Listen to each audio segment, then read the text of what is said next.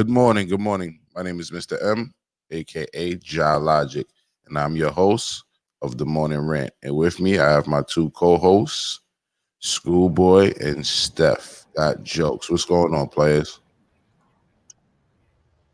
Good morning. Good morning. Good morning. Good morning. Good to see you, brothers. How you doing? Yes, sir. Good. Good,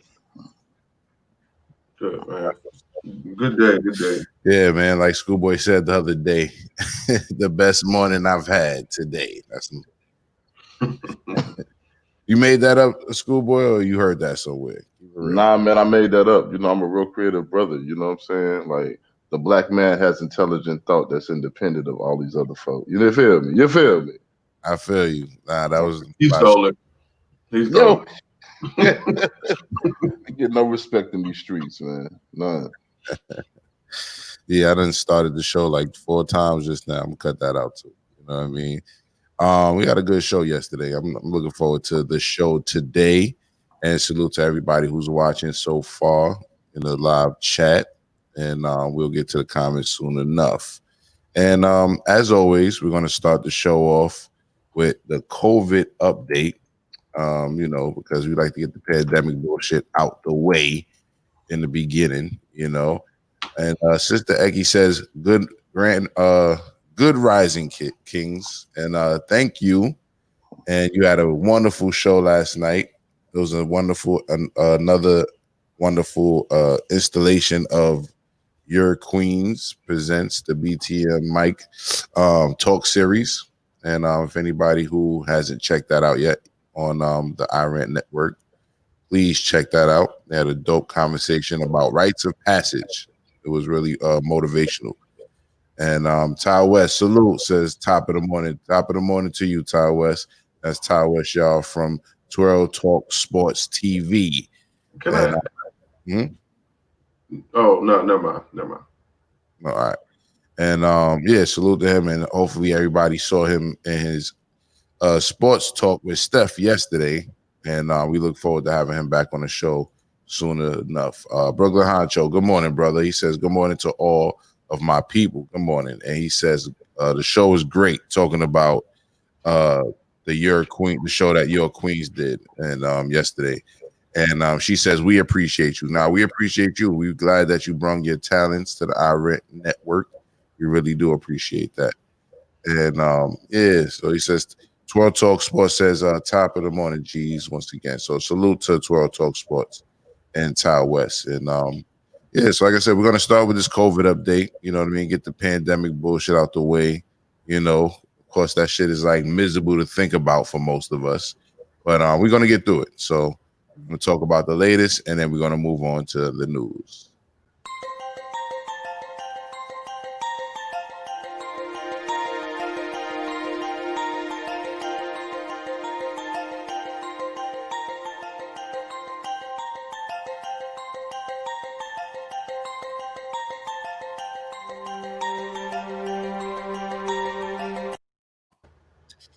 Good morning. This is Mr. M, aka JahLogic, with your Corona update, the COVID update, reporting live for the Morning Rant on iRant Network. With that being said, we just want to talk about really quick that the NYC schools are shutting down. So we have a video about this from NBCnews.com, and we're just going to let the video speak for itself, and we'll just touch on the subject lightly. All right. In the country announced New York City classrooms will shut down again starting tomorrow morning. I think safety first. With 3% of COVID tests across the city coming back positive, the mayor says that's the threshold for all public schools to go remote, even though schools are testing at a much lower rate. For now, bars and restaurants will remain open. We set a very clear standard, and we need to stick to that standard. They need to close bars and restaurants before they close schools. Some teachers are concerned too. How do you think the shutdown will affect your students? Well, the kids that are coming into the building for blended learning will be frustrated. And they come to the school building because they need one-on-one support. In some other big cities across the country, families face similar challenges. Schools are closed in Los Angeles, Boston, and Detroit, while restaurants and gyms are open with restrictions. Back in New York, I want to see my friends more. Yeah. some families are disappointed. I can't do much of the things that I used to do. It's all about the kids now. Tonight, parents scrambling to figure out how their children will learn from home. Rahima Ellis, NBC News, New York. So, fellas, what's your thoughts on this? You heard the parent is all about the kids now, as it shouldn't. It should have always been about the kids. But what's your schoolboy? She can't go out and do ratchet shit with her friends no more, you know. So now she got to sneak around the house and do the shit, be smoking in the staircase again like a little kid. But you know, hey, you got to get it how you live. I get it, man. I get it. That being said, I'm not in a big rush to put these kids back in school, bro. I think we've had this conversation. Like, no, the bars and shit don't need to be shut down before they shut down the schools. Like, I don't feel like I want a bunch of kids running around the country sick as hell getting COVID. Right. So that was going to be my next question too, and you kind of just touched on it already. Like, they spoke about the bars and the gyms and restaurants. Why does it have to be either or? Why does it have to be they should be closed if we're going to close the schools? Like, why is it either or? What do you feel about the bars being open? And I'll start with here's the thing. I've been going, you know me, man. I've been going out during the COVID and shit like that. I've been kind of adventurous with it. Long story short, the bars ain't popping like that, bro. I live in a college town. The bars ain't popping like that. So the problem I have with comparing the bars to schools is, like I said, the bars aren't open and they're not popping every night. You put those kids in school, it's popping every single day they up in there. Right. You And know, they're not gonna be. I'm sorry.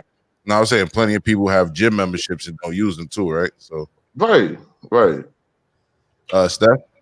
Also, I think one thing I feel like I'm with schoolboy. That's a bad comparison. One, because as far as bars and schools, because one, these are adults who can pretty much make their own decisions whether or not they give a damn about corona. On the other hand, these are children. Right. Like, we supposed to protect our children. Like, how did you even think that was something smart to say? I mean, I feel like they pushing the agenda. Oh, my bad. No, I was just saying I feel like they pushing the agenda. That's probably why they said that. But go ahead. No, I feel like that's just motherfucker who don't want to be home with the kids all day type shit. Really? That's what it is.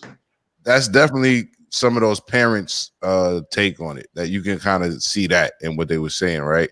But I mean, when the news talks this whole bars and restaurants bullshit, when the news say that, and somebody actually wrote that in the script, like, I feel like that is just a ridiculous comparison for, the media to be making. You know what I'm saying? And if the media is making that comparison, that's some type of agenda in that. Which, you know how I feel. I feel like, fuck it, shut it all down. You know what I mean? Like, let's sacrifice. Yeah. I mean, no, I don't think so. I don't feel like we shut everything down. I feel like people were still out and about.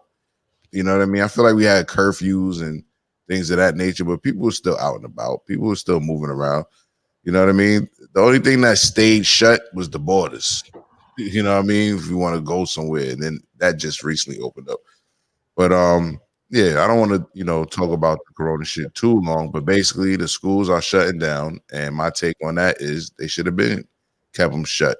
You know what I mean? And they should be focusing on ways to improve the e-learning instead of trying to run from it. You know what I mean? Because absolutely. What it is that if we've used free education as free childcare for so many years, society really can't react to this situation where it's really not the best option. The best option is keep that shit at home. But we've built this, and that's the other thing. Joe Biden was talking big shit about this the other day. Like, we built a society that is bent towards making the business successful while fucking the worker. And in this situation, the worker can't really fund business. They don't got the money like that if they sitting at home. We haven't really made a benefit for them to sit at home. Their kids are in their ear. Their bills are due. They're not paying the shit. It is what it is. We set this up. It's been 30 years in the making. We had a chance to make it better. Unions could have been stronger. That's not what happened. So everybody's sitting at home upset. You know what I mean? And it just is what it is. It's, like I said, it's going to be like this for a couple of years. It's not going to get better no time soon. Right. And somehow, big businesses convince convince the people that unions were bad for the economy. Right. That is beyond me. Yeah. So with that being said, there are people that's just hopping in the live chat. So I just want to let everybody know, if you just joined the show, the Corona update today was basically that the schools are shutting back down in New York City, and I would imagine in other cities to follow. And with that being said, I take on it once again is that they should have been did that. It shouldn't be something that they're doing now. They should be they should have used the time to excel and learn off of what went wrong with the e-learning and improve it. You know what I mean? And with that being said, let's get to some of these comments. We got some people wishing us good morning, and you know we like to wish you good morning back. Just One Love says good morning all. Good morning to you. Always great to see you. And she also says, when are people going to take COVID-19 seriously? As long as I have a choice to go, long as I have the choice to virtual school my kids, that's what I'm doing. And I'm right there with you. And I feel blessed that my son is still so young that he's not of an age where it's gonna be such a culture shock for him. You know what I mean? But at the same time, it really wouldn't matter how old he is. You know, I have a godson who's in college now, and I'm happy that he's doing e-learning. So, yo, shout out to that special bum ass person in my life who asked the kids and said, "Hey, do y'all want to go to school?" And of course they were like, "Yeah, we want to go to school." And she said, well, yeah. Well, they said they want to go to school. And I said, of course they said that shit. We've been priming them up to go to school every day for the last goddamn 5 years. Right. Like, what kind of fucking question is that? Be an adult for once. It's a dumbass.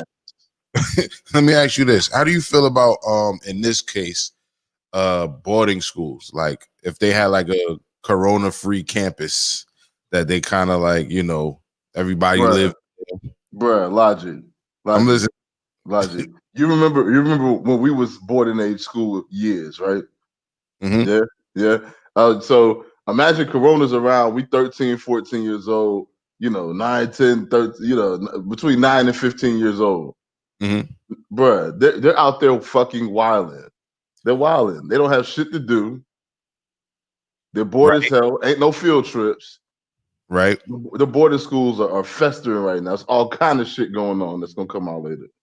But I'm saying, what if like even the staff and everybody was just like they tested, stayed on campus, you know what I mean? Had a real strict system for what they bring in there, like the necessities. You don't think that would be something to let them have the social life they need and still get the education? What's the difference between that and jail? Jail people can go in and out. I'm saying like the people, not people can go in and out, excuse me. I'm talking about the people that work there, you know what I mean? But I'm talking about like, what if like the staff had to stay on campus as well? You know what they don't have to stay on campus, bro. They don't have to stay on campus. That's the issue. They don't, but what if they created that as a structure, like as a response? Bro, I don't trust people that much. I think that I trust me not to put my kids in harm's way. I don't trust other people not to put my kids in harm's way. No doubt. No doubt. Same question though, Stephon. You're a parent. Oh, my kids stay home. No, I'm saying, what does boarding school sound like in this case? Like a corona-free boarding school type campus? Would you consider that if that was the case? No, hell no. That's somebody else raising my children, essentially. Hell no. But like you know what? Go ahead. No, I'm saying, for like 9 months at a time. Yeah, pretty much. Yeah, you turning my children against me? No, I'm good. Well, that being said, I've done some like executive training and shit like that. And that's one of the things that they say is that when you get to a certain point, you got to make a decision whether or not you want to be there every day for your kids, or you want to go ahead and outsource that, like the maid service, the nanny, the tutors, and all that other shit. Like, but if you make the decision, let somebody else do it, your career could go so much further. Oh wow, It is what it is. That's what they said in the training. Yeah, like basically the training was, here's the game. You have an option to play the game or not play the game. But the people who playing the game, they're winning, and here goes the game. Like the game is basically like, are you gonna take your career so seriously for X amount of years that you can like excel, but your family life is gonna lack? Like it just is what it is. Wow. And what They training? talk about it, but you got to think about it. You got to think it was management training, so you got to think about it like, do you think the CEO of McDonald's comes home for dinner and sits around the table with his kids every night? Fuck no. Well, hold on. The CEO, maybe. No, the CEO is traveling, bro. He's traveling. He's going to conferences. He's having those meetings, late at night, early in the morning, in random places in the world. He's probably traveling when everybody's sitting down at 6 o'clock. He's schmoozing somebody up, and that just it just is what it is. And real quick, can I give a shout out to two people? I got Chris Prentice and Freddie Cougar that joined us on Facebook. Shout out to them. All right. Watching my watch party. Salute to y'all. Salute to them. You know what I mean? Brooklyn Honcho says people still dining in and playing with it. Yeah, that's a fact. And then people are they're dining outside too. There's a lot of dine out situations, but at the same time, it's like, why would you trust people preparing your food right now or you know what I mean, or crazy? I'm saying that, to each his own, but you want to go sit down so bad. I mean, at a restaurant with your friends. It's like, yo, why don't you and your friends cook some shit? You know what I'm saying? And I'm just being totally honest. Eating in ain't that different from taking it out. No, I said, why don't they cook some shit? You know what I'm saying? Like, my biggest thing with the dining shit is that you're letting people prepare your shit and then serve it to you. And then of course the utensils. Like I was already a dude that put my silverware in the hot water and all that. I was that guy. So I'm definitely not going to nobody's restaurant right now. But anyway, just says y'all hitting the hammer on the nail this morning. All right, salute. I'm glad. I'm hearing an echo. Does anybody else hear this echo? Yeah. No, it was kind of like a glitch, but it's not necessary. I didn't hear echo. All right, let me mic check. It might be. Hold on, let me mute you, Steph. Mic check. All right, so I'm gonna mute y'all because I hear the echo on my side. I don't know if it's coming through the whole thing, but I'm gonna mute y'all when I'm talking, and then when I'm not, I'll just unmute y'all. Virginia Slim says, "Peace and good morning. Good morning to you, Virginia Slim. Salute to you, homeboy, and always good to see you as well." Just One Love says, even my kids are smart enough to say they don't want to return to classes. That's what's up. Salute to them, smart children. And Just One Love says, no such thing as Ja. All right. So I don't know what part you're talking about when you say that, but duly noted. And next, we're going to get into the Civil War report with Schoolboy. You want to give them a little preview of what they can expect, Schoolboy? You can take your mic off.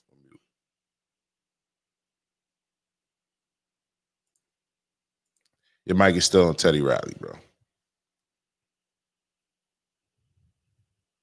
There we go. I don't remember what article we were going to run with this one because I think we talked about a couple of them. Oh, okay. We're going to go with the news clip, I guess, with your boy Trump is making power moves. That's right. On his way out. And I say power moves for lack of better words. He's doing what he considers power moves. So we're going to have Schoolboy up next with the Civil War report, and he's going to talk about the moves he's making. And I guess since he's took these people out of the Pentagon and replaced them. Exactly. All right, cool. So coming up next is Schoolboy with the Civil War report, and hang tight. We'll be right with you.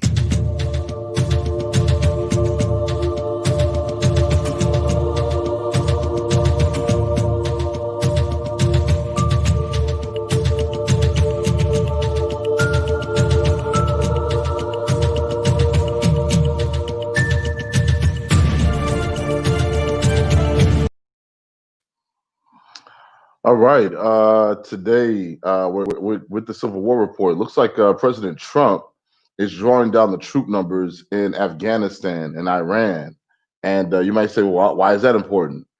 With him drawing down the troops, it's going to expose the troops who are remaining. So the drawdown basically means that there's a troop level in Afghanistan. I don't know the exact number. He's going to take the troop level from here to here. And what it's going to do is expose the troops that are left to more, guerrilla attacks. It's going to make it harder for the natives to control the land that they've been controlling with the troop support. And he knows that, because if he's able to create an unstable environment in another country, he makes the play for, well, you guys need me, a strong man at the helm, to get us through this problem. A lot of presidents do that. They start a war, or they get really engaged in a war, so that by the time that they come up for re-election, it's not an issue. That might have been part of his plan, but obviously it's not going to work. We can go ahead and roll the video just to check out what they're saying.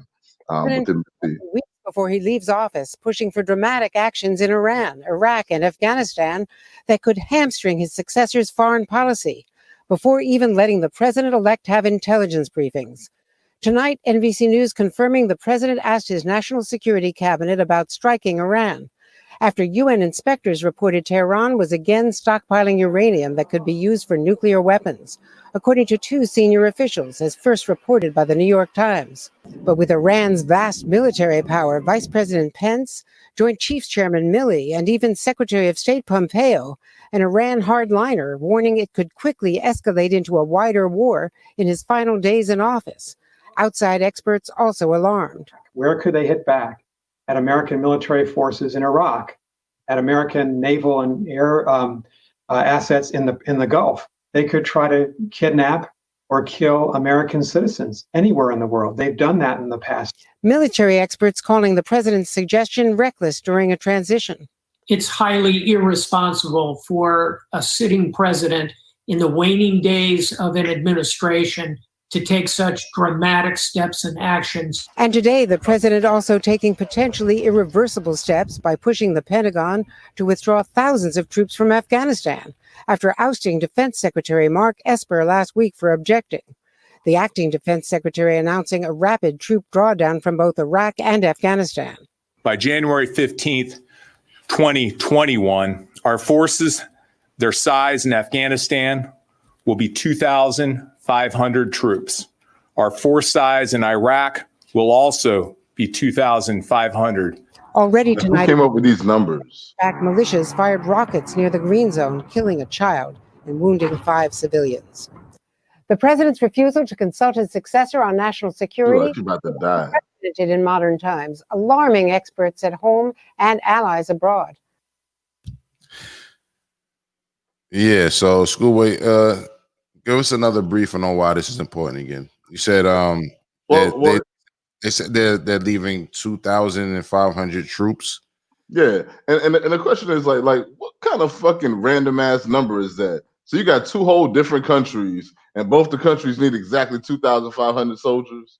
That shit don't even make no sense, bro. Swear to God, I was thinking the same thing.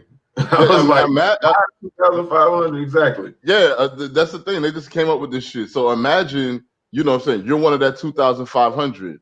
Your job is to secure this entire country with 2,500 people, when at times it's been tens of thousands of soldiers in that country. Like, your ass is on as a target. You're a target, and you're probably not going home, fam. And if you do, it's gonna be fucked up. But anyway, it's important because he's drawing down the troops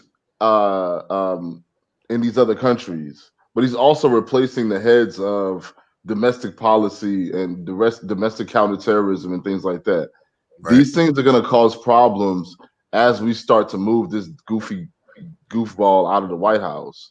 Because if he can get enough people around him, in his mind anyway, if he can get enough people around him who support his mission, especially getting rid of the intelligence and counterterrorism folks, he might just be able to hold on to power. But the fact of the matter is, I don't think anybody's going to let that shit happen. I think we talked about before the scenario where all the sitting presidents and their Secret Service entourages can go to the White House and show up, and it'll be a showdown between the Secret Service. I don't think the Secret Service is going to help Trump take the White House and keep the country hostage. I just don't think that's going to happen.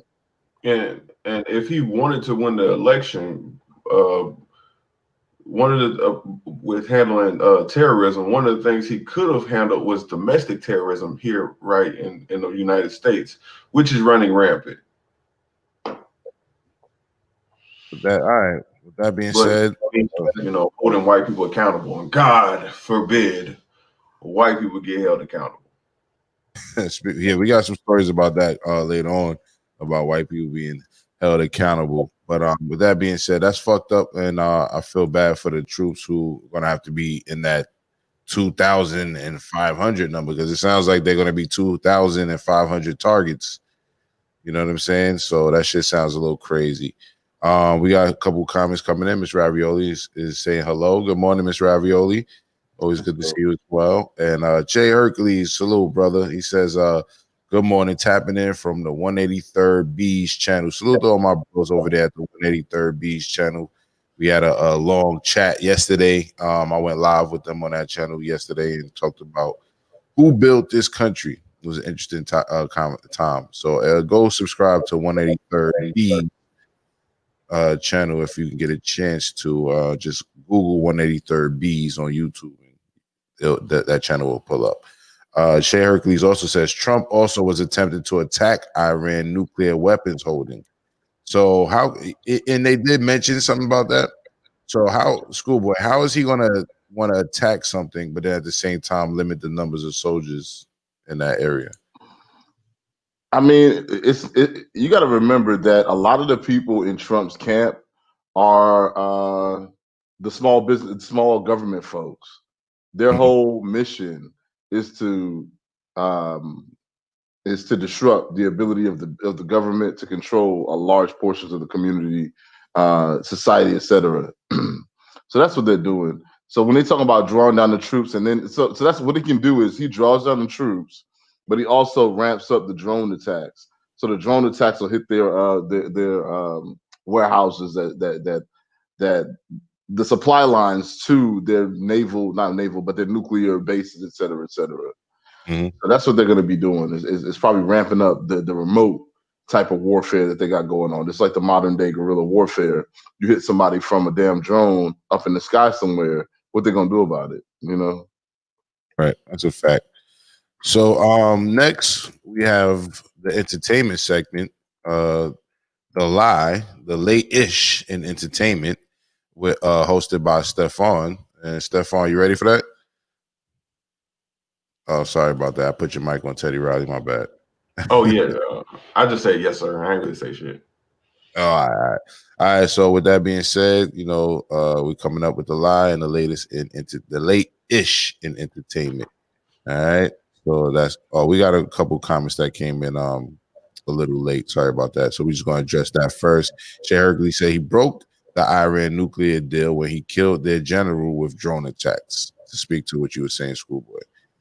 And Chris Jones says, good morning. Good morning, Chris Jones. And thank you for your donation, Chris Jones. He donated a nice donation to me the other day. I appreciate you, brother. Good looking. All right. So with that being said, we're coming back with the late-ish in entertainment.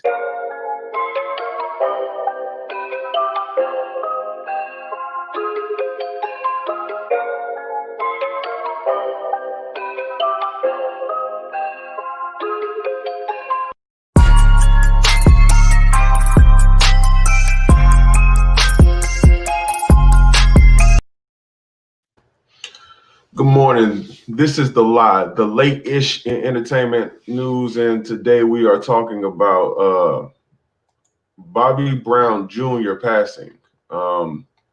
He passed Wednesday in his LA home. Sources, LAPD report that there have been no signs of foul play, although they are still investigating. This is another horrific tragedy for the singer and his family to endure. Bobby Brown's half sister Christina died when she was just 22. She was found lifeless in the bathtub in her Georgia home. That's a lot. It's a lot like her mother, who was found in the bathtub just 3 years earlier. So it's been a lot of trauma, especially for Bobby Brown himself. You know, prayers to the family, everybody around that situation, and you just, I don't know, I really just, you know, wish the best for him. It's a really sad situation. It seems to be like a black cloud hanging over this family, and you know, pray the curse is broken, man. This is really sad. Yeah, man, this shit is definitely sad, man. I couldn't imagine, and I don't want to imagine, you know, having to lose a child, but he lost 2 on top of his wife. So that shit is just crazy. You know what I mean? I think it's crazy that a lot of people may want to be celebrities and think that they have, like, you know, pain-free lives. And then you hear about things like this. You know what I mean? He's not the only one who lost a child too, right? I feel like it's a few people, celebrities, who lost children. You know what I mean? And yeah, that shit is just ridiculous. I hate the you know, I would never want to experience anything like that. Schoolboy? Yo, I think this is another plug for mental health, yo. It's really important if you're having issues with addiction. Like, so we fuck around a lot on the show. If you're having issues with addiction, you're having issues with a lot of you know, depression, anxiety, etc., go and talk to somebody. You don't have to sit there and be stuck to whatever your addiction is, just off the sake of, I don't want to talk to nobody. I handle this all on my own. And that's the thing. If you can handle it all on your own, it wouldn't be a problem. So if you know you got a problem, you need to go ahead and talk to somebody and get the help that you really need. You know, you don't want to get yourself in a situation where you're suffering and you don't think there's anybody out there to help you. Get the resources you need to get your life together. And, you know, keep yourself in the bottom of a bag. Schoolboy with the gospel this morning. With that being said, Brooklyn Honcho has a question for you. He says, how is this Gucci versus Jeezy going to end? Which brings us to, I guess, the next story. Yeah, more fire. Nah, yeah. Go ahead and play this clip. Gucci getting in his bag before the battle. This nigga Gucci looks like every fucking gas station bum ass nigga I've ever seen. But go ahead. Hey, check this out. For everybody who asking me, right? The verses is real. Me and Snow Cone will be in the same room. But this is what I want to know, right? Is fashion a part of the verses? Because I'm going to have that shit on tomorrow. And if Buddy had the same fun ass shirt and the dumb ass hat he had on the goddamn album cover, I ain't doing it. Yeah. That was very lighthearted considering how serious their beef had gotten. So I guess at some point these two had to talk and smooth things over. But I just think it's funny that he's talking about fashion because he's fashion forward now, but he was the goofiest nigga before he went to jail. The goofy. Y'all remember the haircut he had with all the parts and shit in it? Not really, bro. I'll take your word for it, though. I mean, the snow cone face and respectfully, this is the wealthiest brother with black gums in the history of the United States. That's a fact. You can Google that. So, but to the question, to Brooklyn Honcho's question, I believe Gucci is going to win this one, and I know I'm in the probably in the minority with this on this panel, but at the same time, I like to point out that he did say they're going to be in the same room, which is pretty interesting. He did say that, right? So that's what makes me think they've spoken clear the air at some point. Yeah. Lorvell says Gucci is hilarious. And Mills Lane says, good morning, Ranters in the chat. Salute to you, Mills Lane. Good morning to you, brother. Do y'all remember that So Icy video when Gucci was standing in front of the cashier with his necklace, waving his medallion in front of it, said, young Gucci man, mama don't kiss me, kiss my chain. Do y'all remember that part at all? Not really, man. I remember some of Gucci's like I remember when he was putting out them underground like videos and shit, like the more gutter shit. I was more into that shit. But some of the shit where they was flossing, or even when they was the So Icy Boys and all that, I wasn't really into that shit. Schoolboy.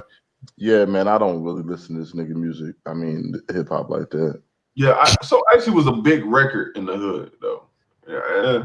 So Icy, that shit. Yeah. I'm good, man. I don't be trying to like be down with the hood, down with all the time. The nigga just be going for anything, you know. Nigga be like, the nigga would literally come out with a song to the window, to the wall. Hey, that bit was slapping, wasn't it?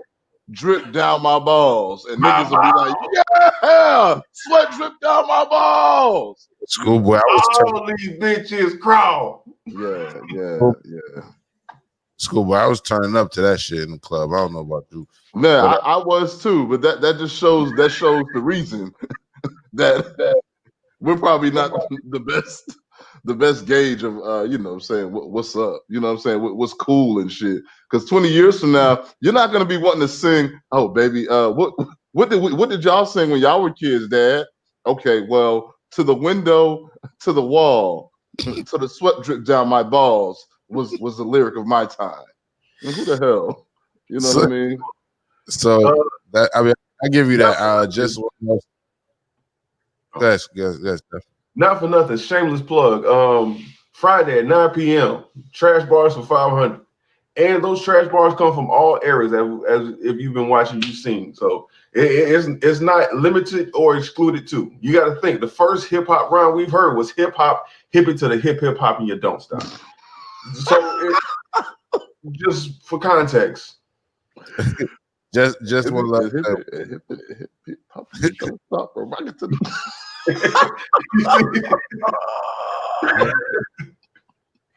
That was wordplay, man. But nah, let me not defend that shit. A hippie to the hip. All right. Listen, it be trash bars. Oh, my bad. Oh yeah, I was just gonna say.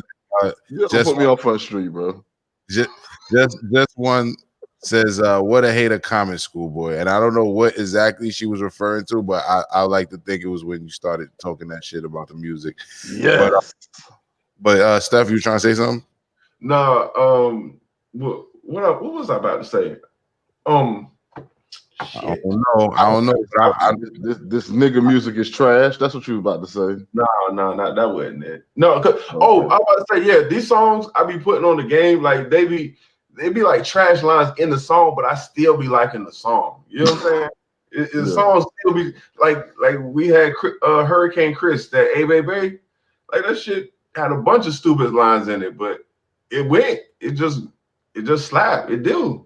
I remember when Hurricane Chris first came out with the hand clap joint, and he came to New York, and he was doing his little promo run, and I was at an industry party, and they had these little hand clapping gadgets, these little hand clapping shits. That shit was so corny, but he was young then, so I gave him a pass. No days off says you tripping. Gucci man been that nigga when it comes to them clothes and trends. So I guess that's for you, Steph. Yeah. All right. If you think so, man, hey. Fix your screen. Fix your tilt your camera a little bit because we got a little black bleeding in on the side of your screen. I think that's from the light. Just One Love says, when is the verses? The verses is tonight. Brooklyn Honcho, salute to Brooklyn Honcho. I got your donation via Cash App, your support via Cash App. Definitely thank you, Brooklyn Honcho, for your donation via Cash App. I appreciate you. Brooklyn Honcho says, all of this coming from the nigga with the red bow tie, shaking my head. Bean pie, my brother. So that's for you, Steph. He's referring to your profile picture.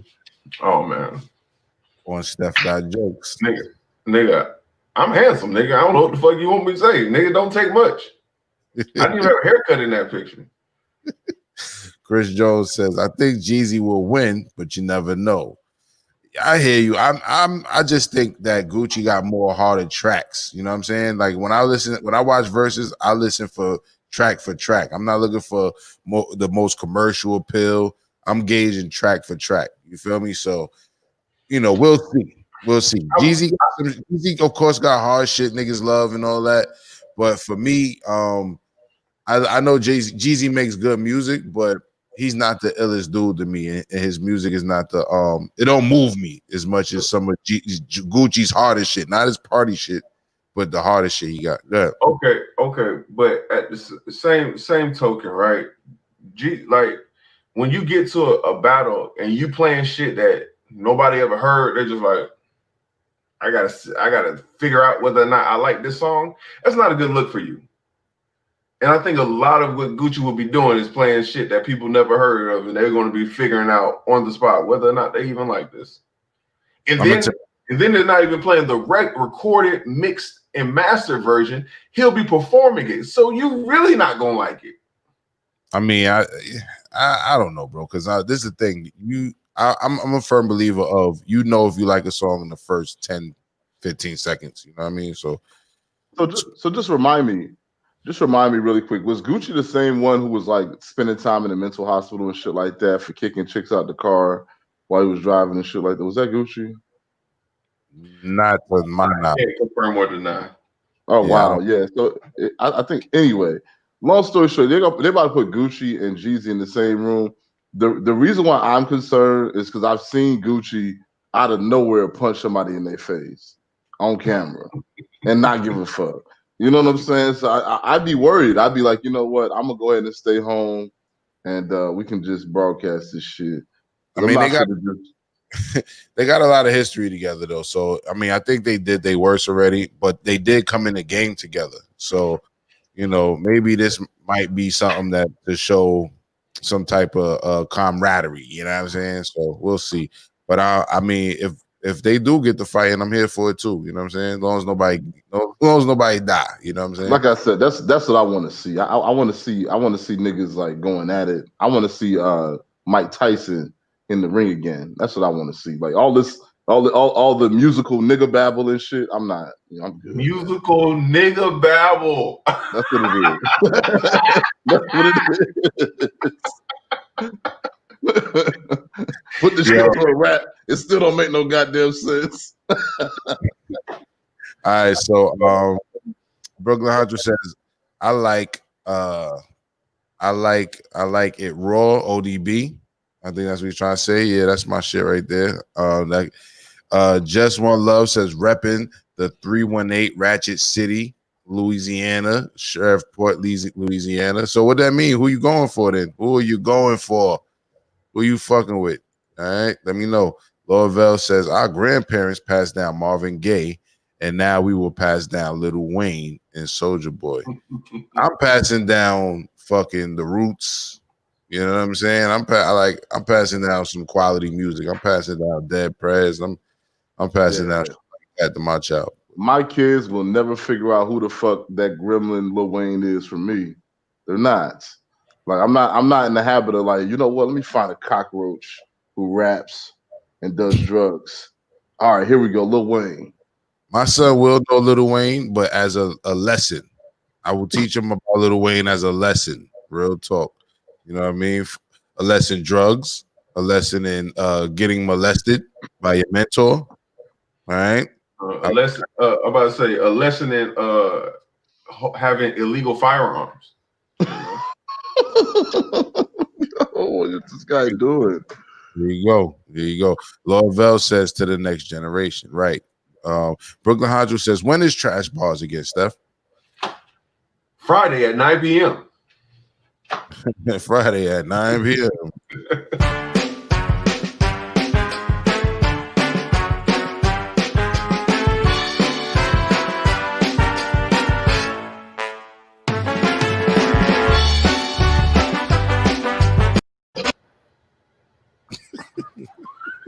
That music is crazy, yo.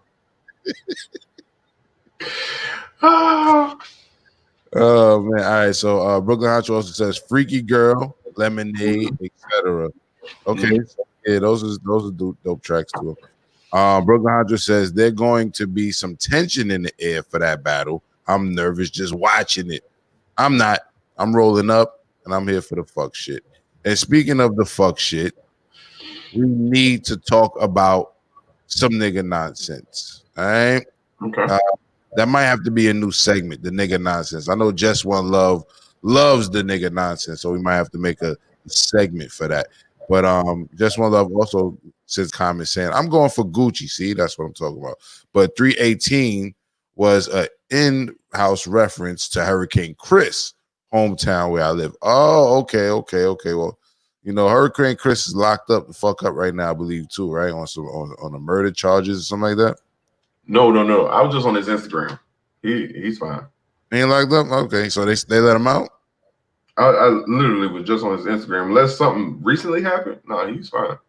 Look that shit up on your you on your phone or something. Look that shit up because I don't want to put no misinformation out there. But I could have sworn he had got locked up for a body or some shit, like he's fighting a case. You know what? The What's post, like I said, I was just on his page, but the post was from July.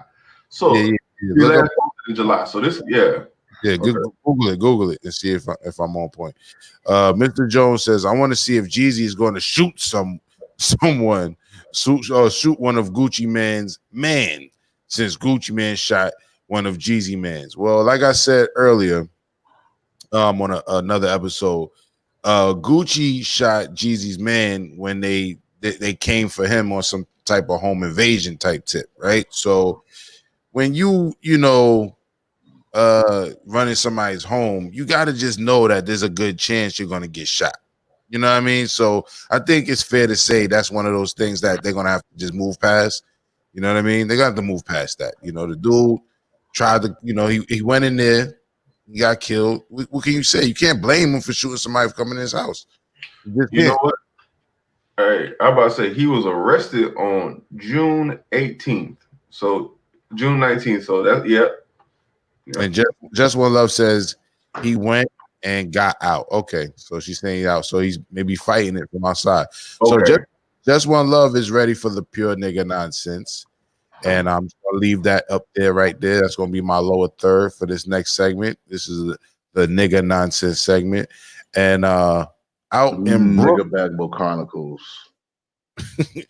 out in Brooklyn, I believe is in Brooklyn. This comes to us from World Star. You got a man out here wilding the fuck out with a whole you see it. This man got a fucking, what's this shit called? A fire torch.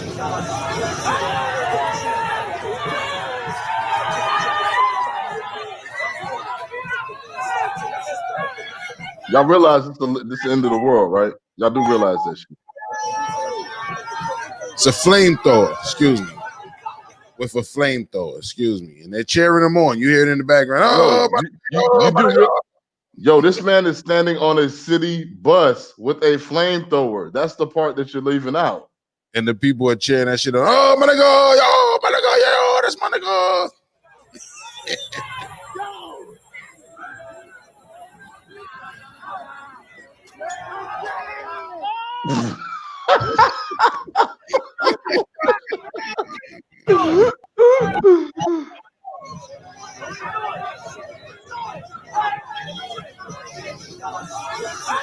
Ooh.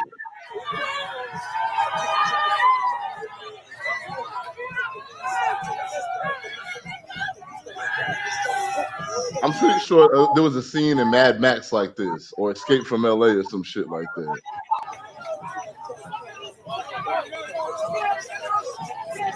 The crazy thing is the nigga selling snow cones is still trying to sell snow cones. Like he ain't stopping his business. What's even crazier is how the fuck do you get access to a flamethrower? Wait, it was a jump off the damn bus for me, bro. But he jumped from the ice cream cone place onto the bus. Yeah, that shit was not as flashy as that jump off the bus though. That shit Yes, was real. so that was the latest in nigga nonsense. And with that being said, we got a little bit more nigga nonsense for you. But you can even see the bus that he was on, which is crazy, which is the 26 bus. So that goes through like Bed-Stuy, Brooklyn, to like downtown Brooklyn. And with that being said, yeah, I'm gonna go to some of these comments. Brooklyn Honcho says that shit is fire. Hey, that's how the Gucci Mane Jeezy battle gonna end. Speaking of Gucci Man and Jeezy battle, an older comment I didn't get to. Lorvell says "Wasted" by Gucci was a big hit. Don't sleep on Gucci. And Lorvell said he did the Pop Smoke Woo dance and busted his ass by falling off the vehicle. Laugh out loud. And Mills Lane is laughing at the fall as well. And Brooklyn Hunter says that jump would have killed me. Yo, young nigga knees no more. yo, you ever jump off some shit and realize how old you are when you get like oh, that I could jump that. I could jump that. Wait. It's before you even get to the jump. Your body kind of sees up mid jump, and then when you finish this shit, you be like, "Oh shit, hold up, hold up." Did that shit. Yeah, that ain't the move. Yo, this for real stretch. From the whole top of a bus, though. This nigga did it. What? But like I said, this guy's on top of a city bus with a flamethrower doing a fucking jig, a damn jigaboo, and then jumps off the top of that shit. And he didn't jump down like smooth with the shit. The nigga jumped down, hit his fucking butt, fall down on the damn ground, and then get back up with the flamethrower in his hand. Bro, this is what we looking at. And he kind of fell into the fire too. That shit was kind of yeah. So with middle, man. So next in the pure nigga nonsense is a dude snitching on himself. This dude I believe is from Ohio, and we're gonna watch a dude kind of snitch on himself. That's what the title says. And Just One Love says dude was on something too good.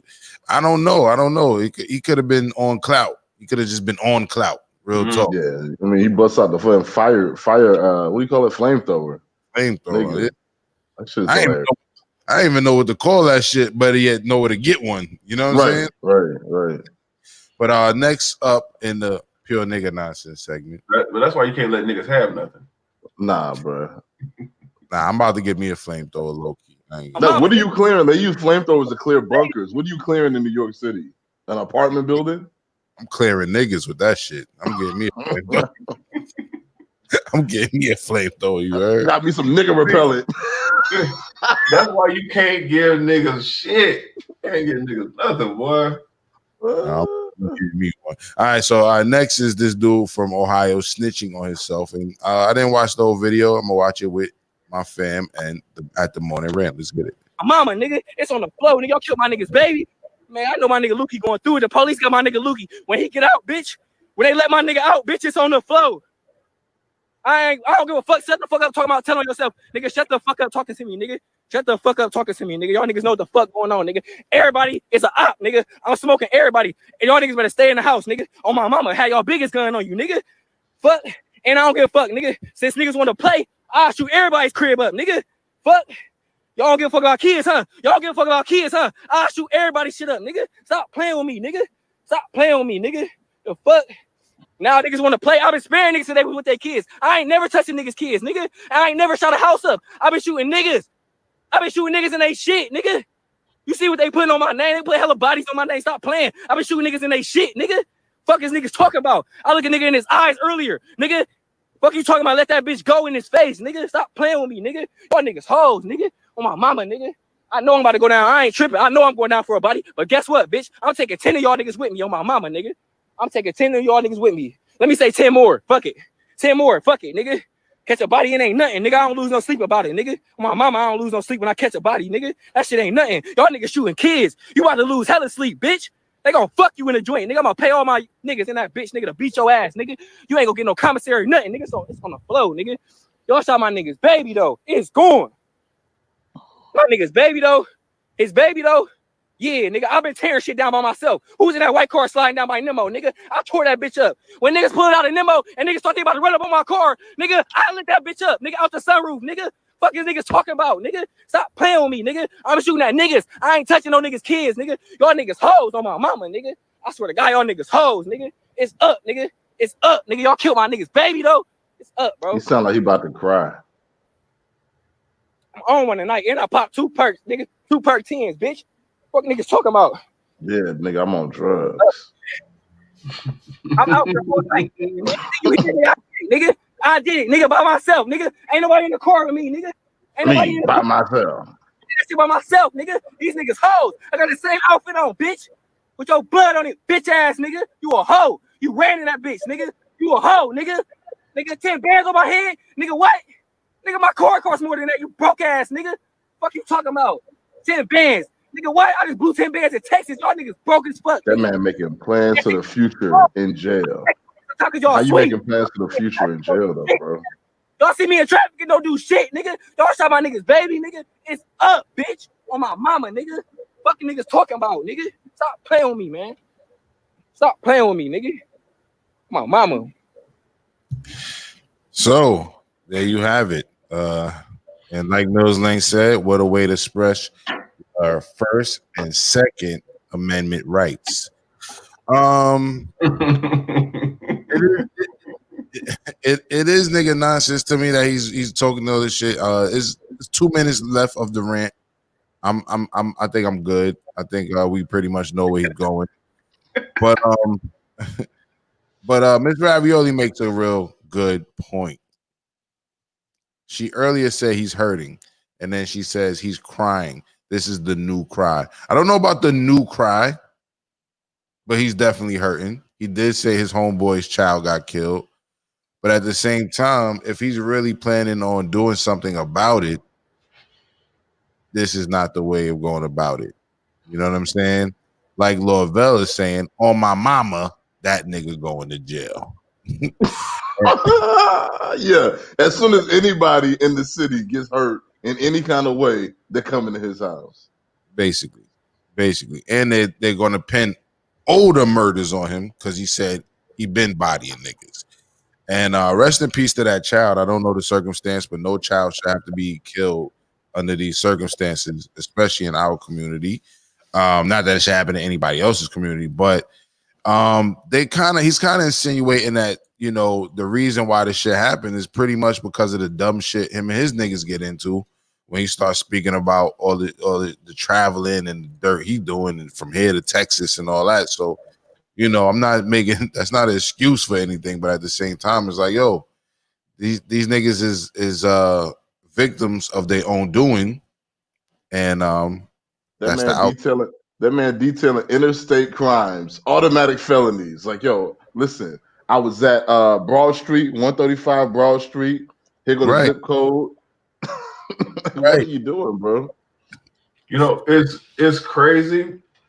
You know, all this is crazy in a sense, but now is like we was just talking. Was it yesterday? We was talking about how some people with power in the tongue, and you bring shit upon yourself, bro. You just really talked yourself into prison.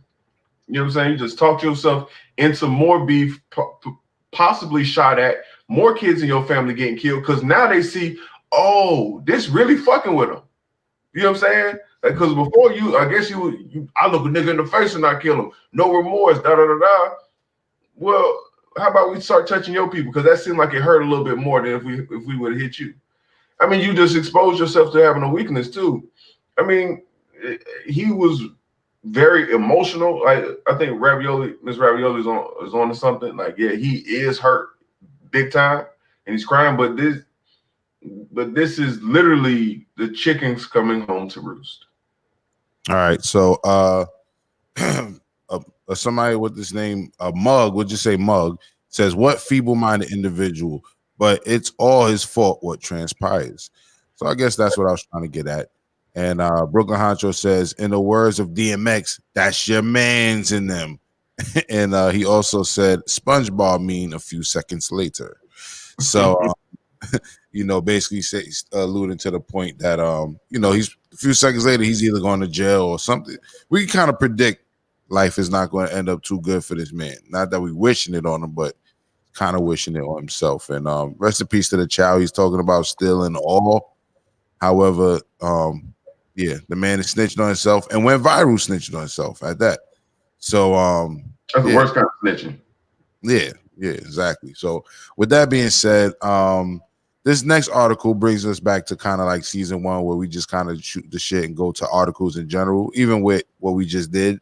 That wasn't an official segment. We might have to make that one. You You know what I mean? But it wasn't an official segment. It wasn't an official segment. But with that being said, I want to go to this story right here that I found on NBCnews.com, and I want to state the obvious with it, and I want to know. My question is, why hasn't this dude been caught? Because the title of this actual article is North Cal. They say North Cal, which means North California rapist suspect found guilty on all 46 charges from attacks dating back to 1991.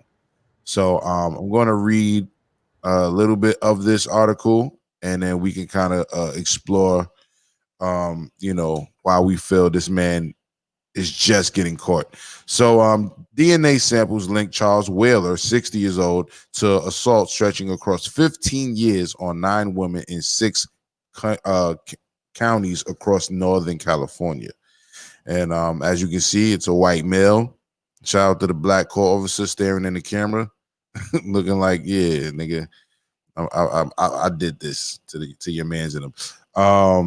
North California jury deliberated just 2.5 hours before convicting a serial rapist on all charges. Wednesday, bringing him to justice for a series of terrifying home attacks between 1991 and 2006. The panel in Sacramento found NorCal rapist Roy Whaler, 60 years old, guilty on 46 counts, including rape, sodomy, and kidnapping, related to the assaults of 9 women in 6 counties across Northern California. There is a video. Let me see if we can pull that up.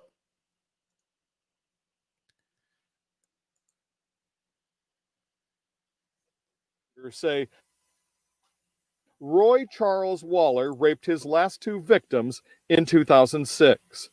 But they say he began breaking into women's homes and raping them, sometimes for hours, back in 1991, largely targeting Asian women. The attacks occurred across Northern California, including Solano, Sonoma, and Contra Costa counties. Waller was arrested 2 years ago after detectives said they used a family member's DNA sample and genealogy to identify him as the NorCal rapist. They said his DNA was discovered at 6 of the crime scenes, something he said he can't explain while on the stand today.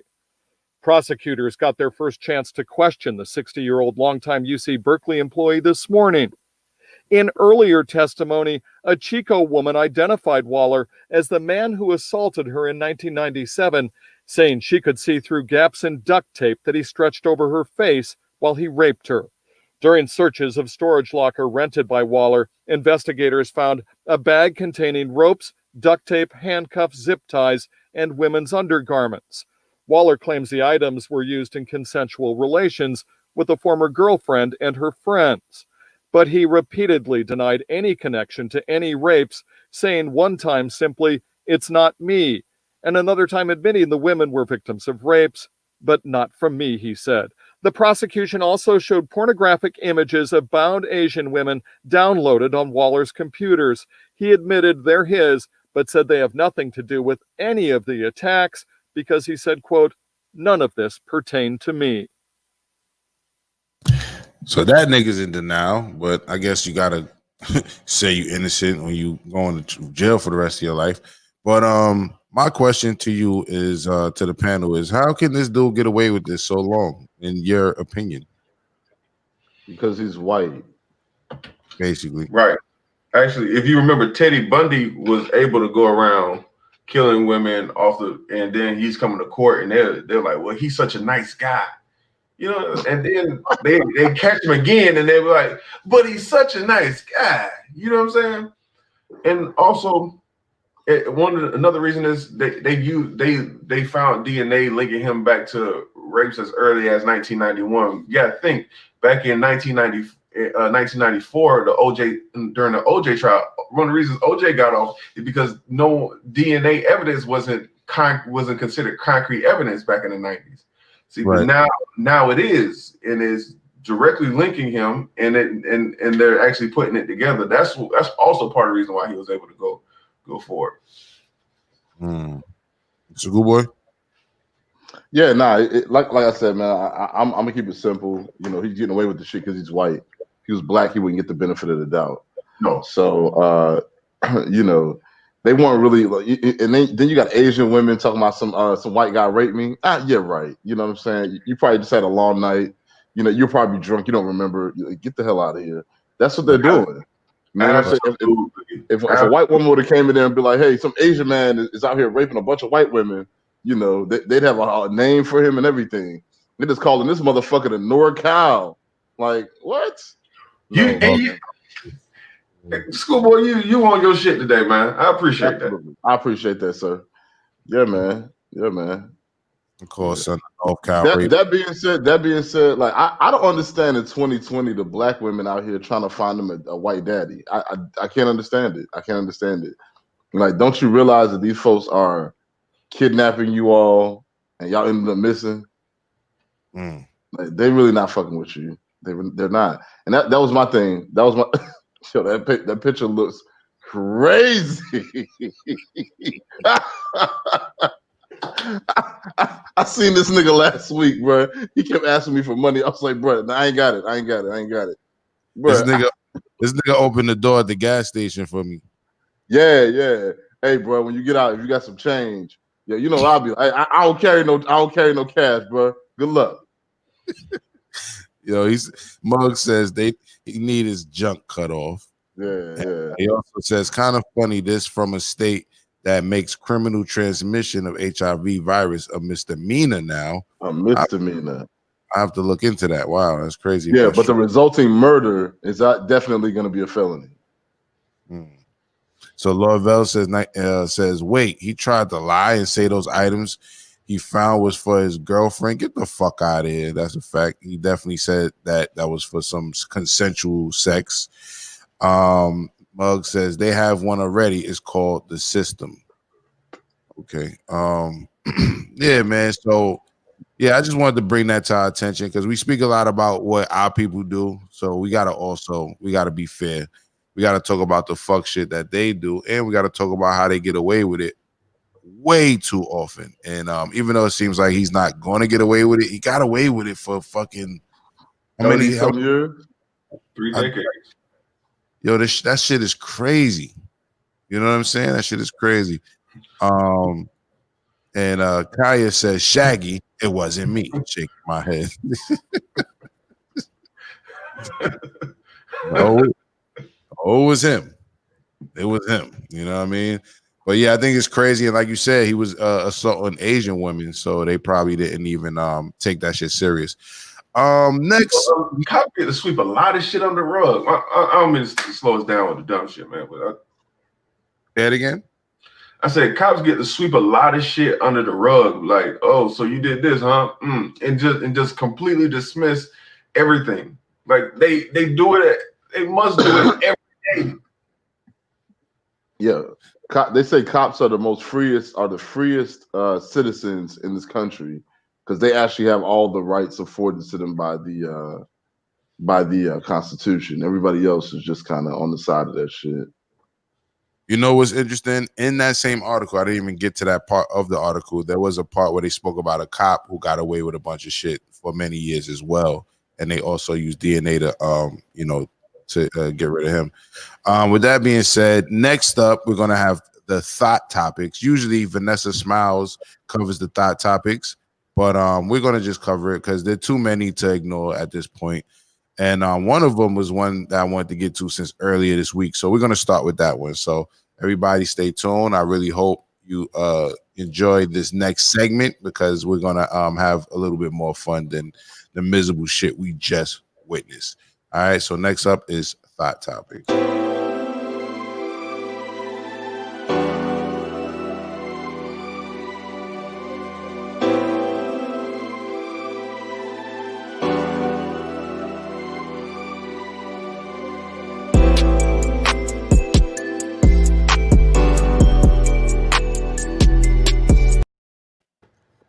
Hey, this is Thought Topics with the Morning Rant, and we have Miss Ravioli with us too. Thank goodness she's on time because she's really going to want to be here for this one.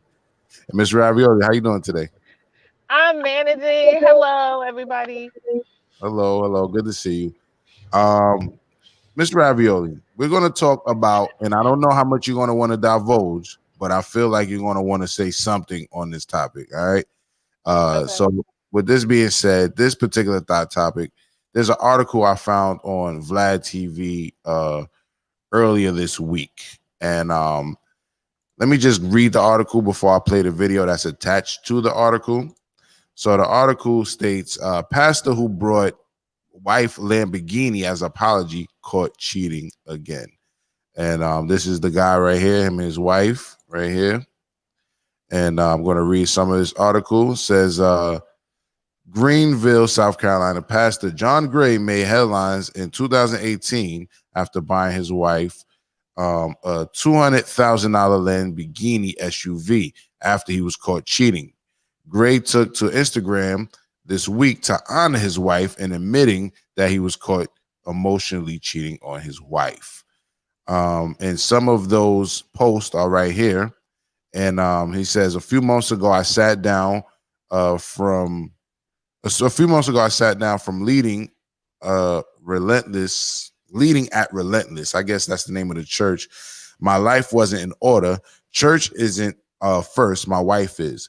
This is my wife. She is from God. She is a life giver. She is a kingdom builder. Her name is Aventer. I met her at church. She was worshiping God through dance. Over time, she allowed me in her life and let me dance with her. She took my ring and said yes. Yes, up in that person. Oh, go ahead. My bad. She took my ring and said yes, and we began our forever journey. What my dance partner didn't know was that I was very much unfinished. I never knew what constant discipline, planning, leadership, manhood, or personal holiness in action from a man's standpoint looked like. Living a shadow life. And he goes on to say, after living in shadow, hold on, let me just catch up because they kind of break it in the same text into two. And we're going to get to the meat and the potatoes of this whole thing. Okay, living a shadow life. God was unwilling to let me die, assuming I was whole. I failed to uphold the holy standard of God in my marriage, and I'm sorry. Although you are the only woman I ever slept with, emotional unfaithfulness is just as wrong. Sin is sin. People want to minimize one sin over another when it all can get you sent to hell. My marriage forced me to face both of me, flesh versus spirit. And it is every man's battle. Loving God isn't enough. Preaching Jesus isn't enough. Blah, blah, blah, blah, blah. He goes on. I just thought it was interesting that he basically was claiming that, it was just emotional cheating that he did. And he got some people commenting on his post. And somebody said, I pray this is the last time you apologize for the same choice. And I do want to hold on. I thought I was putting his picture up earlier. Sorry about that. So this is the picture of the couple right here. And I do want to play the video of him getting her that car earlier when he was caught cheating. So as I pull that up really quick, what's your take on this? He said he was caught emotionally cheating. And I'll start with Steph. Okay, I feel like his first problem is being a liar and not grasping the truth and not divulging the whole truth. He's telling his wife a piece of the truth and he's apologizing for the piece of the truth he wants to divulge. He is in fact fucking other hoes. Okay, because you're not apologizing for being mentally unfaithful until you got caught, right? Okay, so she caught you in this woman or whatever. You got caught, bro. You didn't come out. You didn't confess. You got caught. This dude and he's done it. This is what, third time now? I don't know how many times, but I do want to play this.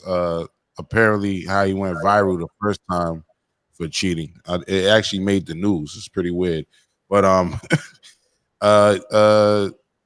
Schoolboy, before I go to Miss Ravioli, who I'm sure has something to say.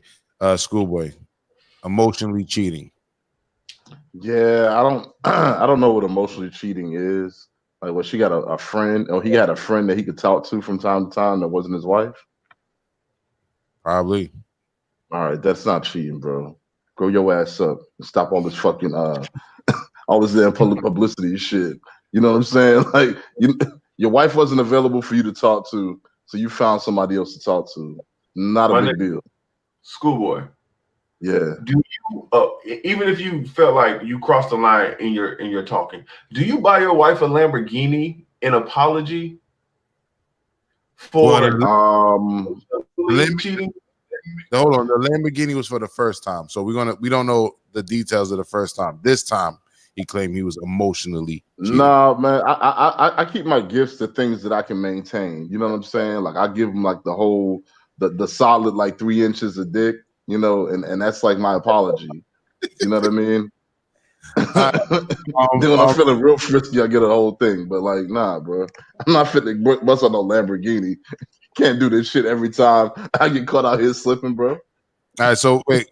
Speaking of the Lamborghini, should we just go to the whole Lamborghini part before we? You want to see that part too before you chime in, Miss Ravioli? The origin. That's fine. All right, cool. So the origin to this story apparently is this whole Lamborghini situation from when he got caught cheating the first time. So let's watch this and see what they talking about. John Gray. He leads the Relentless Church down in South Carolina. It's an evangelical megachurch with some 22,000 members, many of whom weren't so happy when they learned of his very generous gift to his wife. This morning, outrage at the pulpit. Get that in your spirit. John Gray, a megachurch pastor in Greenville, South Carolina, speaking out after facing fierce criticism for buying his wife a $200,000 Lamborghini. First of all, it wasn't a pastor that bought the car. It was a husband that bought the car. And I won't ask permission from anybody to do it. Video surfaced this week of the pastor presenting the car to his wife in Where celebration. the husband get the money from? That's all I'm trying to figure out. But the image was soon taken down after response to the pastor went viral.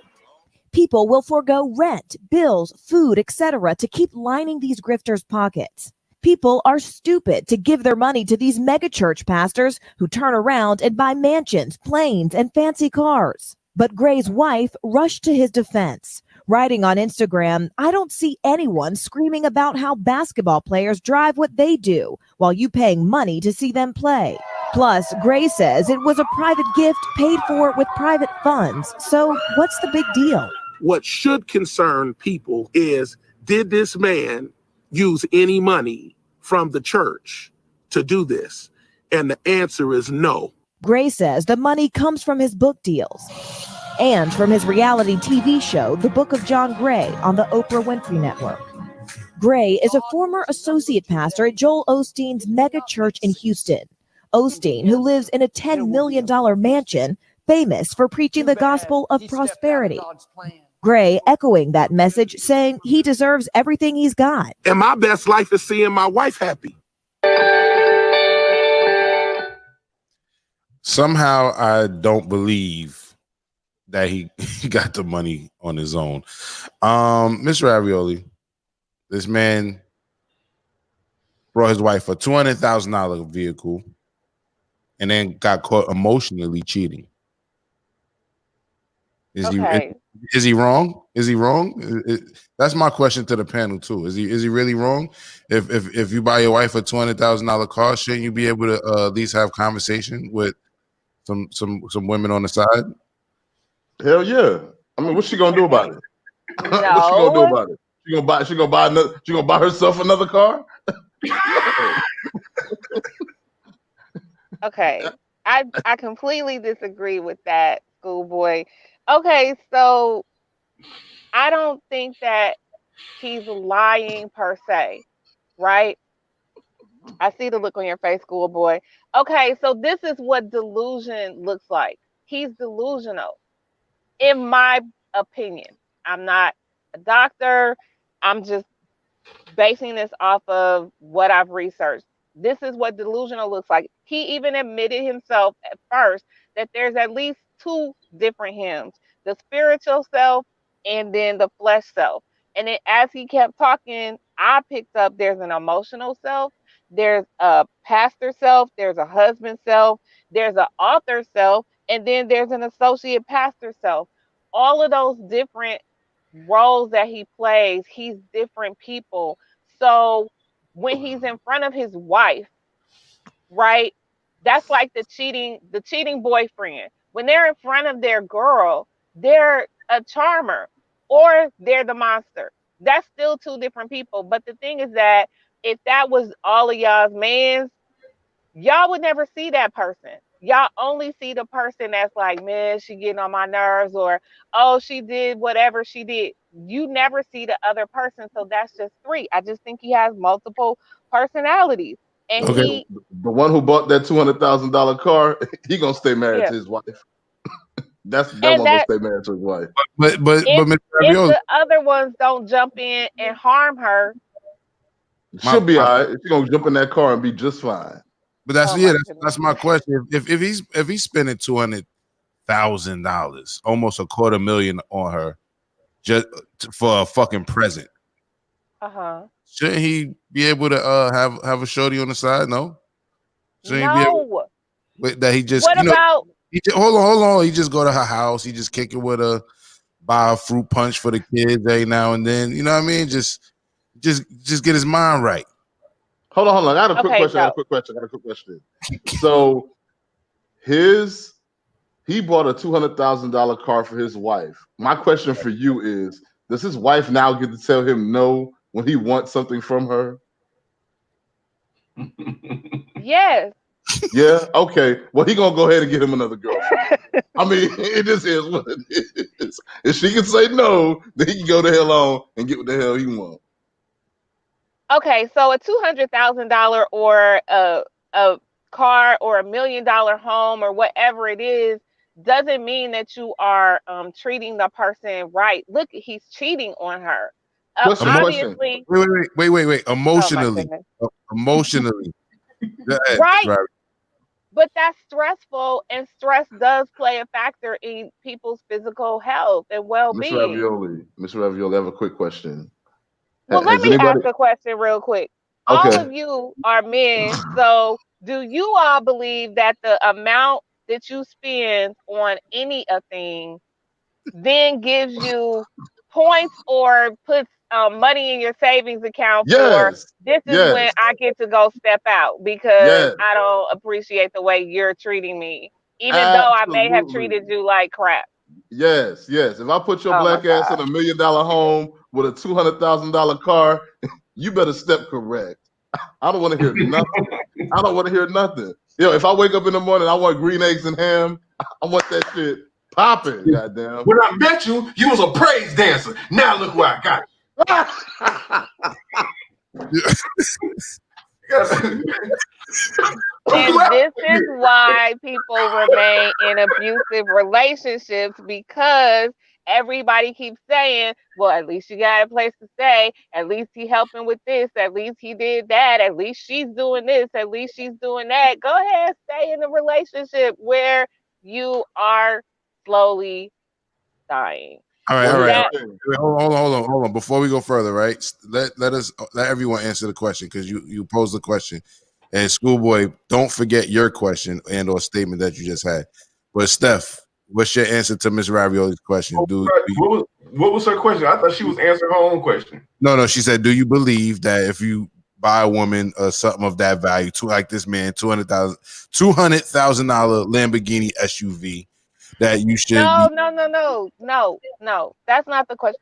Whatever you purchase, like, does that then put like coins or something in like a savings account?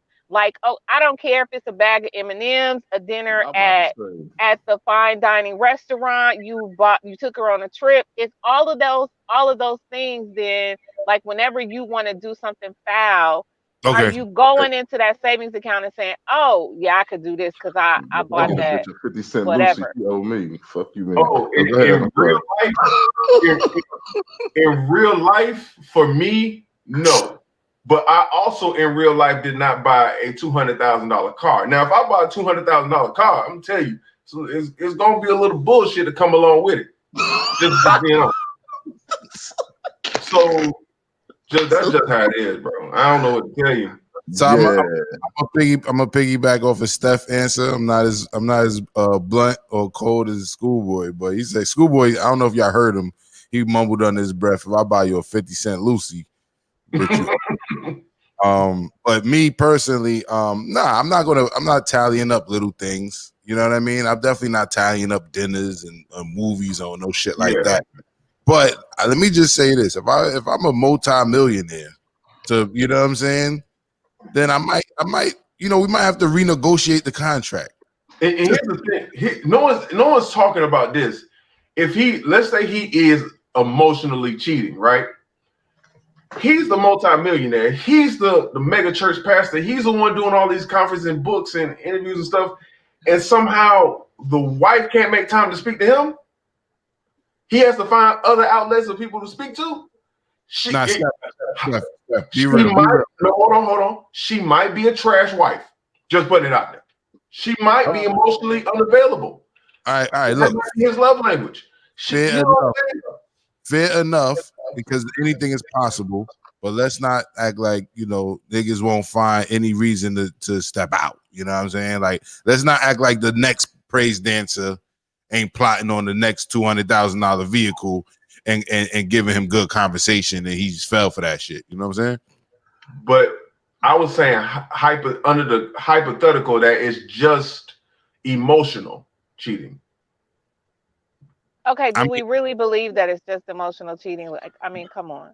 The question is, do we care? That would be his emotional self. No, I don't. But I'm gonna give for the story. I'm gonna give it the benefit of doubt because that's the only thing he admitted to.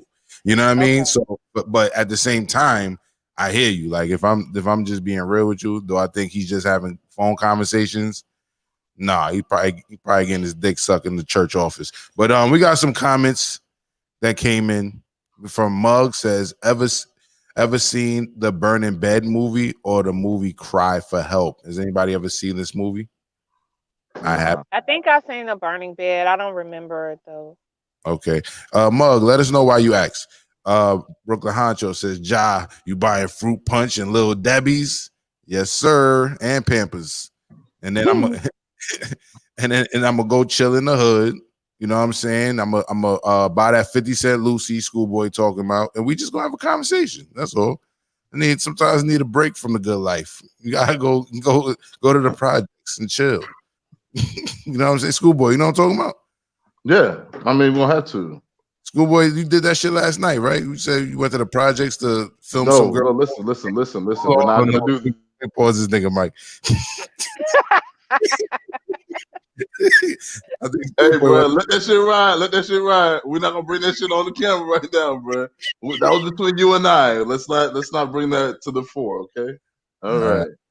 Let me do my dirty secret, bro. God damn.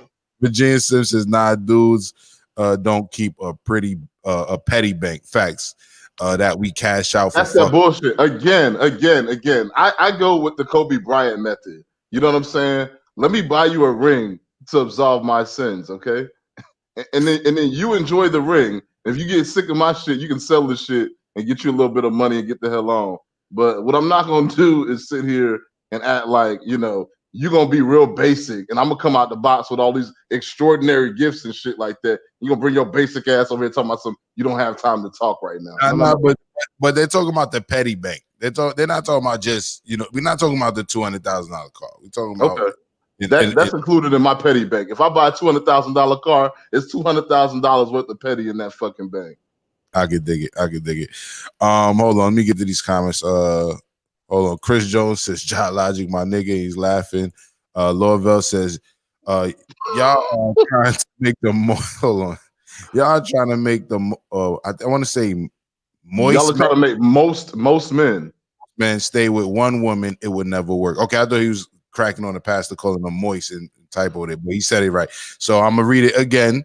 Y'all are trying to make most men stay with one woman. It will never work. So Miss Ravioli, if a husband is buying his wife a $200,000 vehicle, he can't, and he's a man of God, he can't have more than one woman. He can't have more than one wife. Is that the agreement at any point in time in the beginning? Is it renegotiated? If not, if that is not the conversation that's being had and it is not agreed upon, no. Miss Ravioli, has she ever bought him a $200,000 car? If she had a book deal and she was any of your wives and she had the capacity to purchase a $300,000 car, do you allow her to step out when you Bruh, act up? do you see how she tired changed of the you? question? Do y'all see how Yes. she changed the question on that shit? And I That see was how not the you are question. deflecting. I'm not deflecting because I just wanted to answer to my question. Has Go she ahead. ever bought this man? Has I she do ever not bought know. this man a $200,000 car? We I doubt do not it. know. We doubt it. Now let's answer her question. We doubt it. Now let's answer her question. If your wife brought you a $300,000 car in your name, she can't just she can't say get out my shit. You know what I mean? When y'all break up, Right. It's your car flat out. You let her have niggas? Here's my question. So before I make that determination, if she can have niggas or not, the question is, can I buy that shit for myself? All right. If I can buy it for myself, then no, she can't have no niggas. But if I can't buy it for myself and she bought it for me, then we'll think about it. Let's have a conversation about that. Fair enough. I'm with Schoolboy, but also I need to know that car is paid outright. So when you rid of me, so when you done with me, I need to know if I can sell this motherfucker. Okay, I'm gonna say I'm just gonna No, Steph, you didn't answer the question. Will you accept the fact that she is stepping out? Like, will you allow her to do that? I had the same answer Schoolboy did. Like, yo, if I can afford it, no. Okay. But if like you say, if I'm like how I am now, and the bitch just came and dropped the $200,000 car on me, oh yeah, go ahead, get you some dick, get you some exotic dick. I'm gonna say no. I'm gonna say no, even if I couldn't afford it. But I will say this: I might forgive you.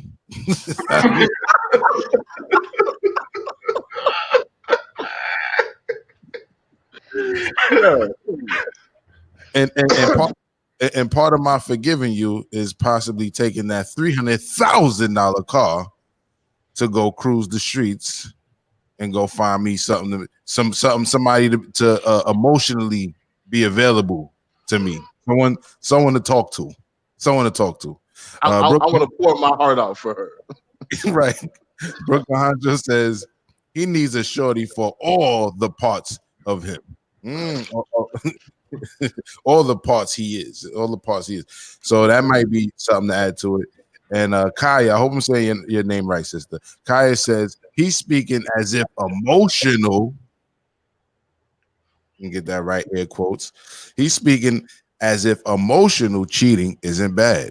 Let me ask you a question. Hold on.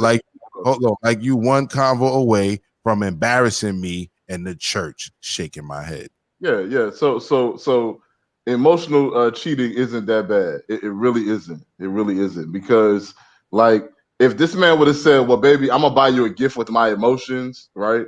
You'd have been like, damn, like this dude really ain't get me shit but feelings, right? But he went out and spent his hard-earned money on all this car and stuff like that. Emotions be damned, right? She ain't driving around on her feelings. That's not what fills up the gas tank. You know what I mean? Now, if he went out here and was like, yo, I bought this chick a $300,000 car and I got you a $200,000, then she can be upset. But this man is admitting to having a conversation with some chick on the phone. She gonna have to let that shit ride, bro. No, I will say this though. And in all fairness, when you are in intentionally engaged with a woman and y'all digging each other and y'all like, you can tell y'all feeling each other and you know where it's headed. You know you're gonna get a piece of that pussy. You can't stop thinking about it. You know what I'm saying? Listen, you might as well go ahead. Might as well say you cheated because you gonna get a piece of that pussy. I'm just telling you how it is, man. You in it. Like you can't run from it, man. He definitely was going to get a piece of that new praise dancer pussy. It was definitely Brooklyn. I'm not gonna say that. I'm not gonna say that. Yeah, I remember being young in the church. I remember being young in one of my community churches, and the praise dancer was doing all that spinning with them little see-through dresses and shit, and panties start showing and shit in the church. You ever had that experience where the praise dancer is kind of flashing the audience? I'm not really a big fan of church or praise dancers, but yeah, man, I feel you. You ain't never seen no praise dancer panties? I have, and that's why I'm just like, bro. A lot of times it be little kids, and I'm just like, who lets their kid be up here in this shit dancing for all these goddamn men? The pastor in the back, right behind her and shit, all in her face and shit. Like, I'm good, bro. Well, let me be clear. I wasn't never talking about no children praise dances. I was talking about the praise dances I seen when I was a child, and they was grown as shit. But Schoolboy does have a point. There's a lot of perversion shit that do happen in churches. But go ahead, Steph. I'm about to say at my church, there were adults, okay, but yeah, they had like these long leggings, and then they had like a soft skirt to go over it, the little see-through skirt that you can go over it. And I mean, my ex-wife was a praise dancer, but I was never like sexually aroused by the dancing, so I don't know. Not me. I hear you. I was a horny kid looking at some grown women in some see-through dresses in church, so I was like, "Yo, I see some shit." So anyway, Brooklyn Hundred says, "Pastor belong to the streets." And hey, Lord, Pastor Future. And Lord Vell says, "Religious leaders are the biggest pimps in the black community." That nigga's definitely a pimp. I think people really underestimate the power of mega churches. I mean, I had this conversation with my mother. My mother's a minister, and I was talking to her, and we was talking about tithes and about the whole 10% and you give to the church and all that. And she was like, "Yeah, but the churches, they need it. They need it for the for the expenses and all that." And I kind of had to do the number game with her. You know what I mean? Because I'm like, me, I throw events. So I always do my event based on a number game. So I'll give you a quick example like I gave her. If I throw a boat ride and that's 400 people, 400 tickets I have, right? And I sell it for the bare minimum, which is $25. That's $10,000 right there. So that party can make me 10. About 7 of that is profit because I might spend 3 up front. You know what I mean? So but that aside, the number game is what I'm talking about. So in a church of that size, the average church fits about 100 people, a few hundred people, but a church of that size that fit thousands, mind you, is usually 3 services on a Sunday. Is usually like 3 different collections in a service. You know what I mean? And you got probably 1,000 people putting in 10% of their money, then another gift offering, and another. Even if it's just 1,000 motherfuckers, and that church clearly had over 1,000 people. You know what I mean? At very least, you making $10,000 a service. At least, bare minimum. You know what I mean? And that's not. I'm trying to tell you, that's my next hustle. I'm definitely about to start me a church.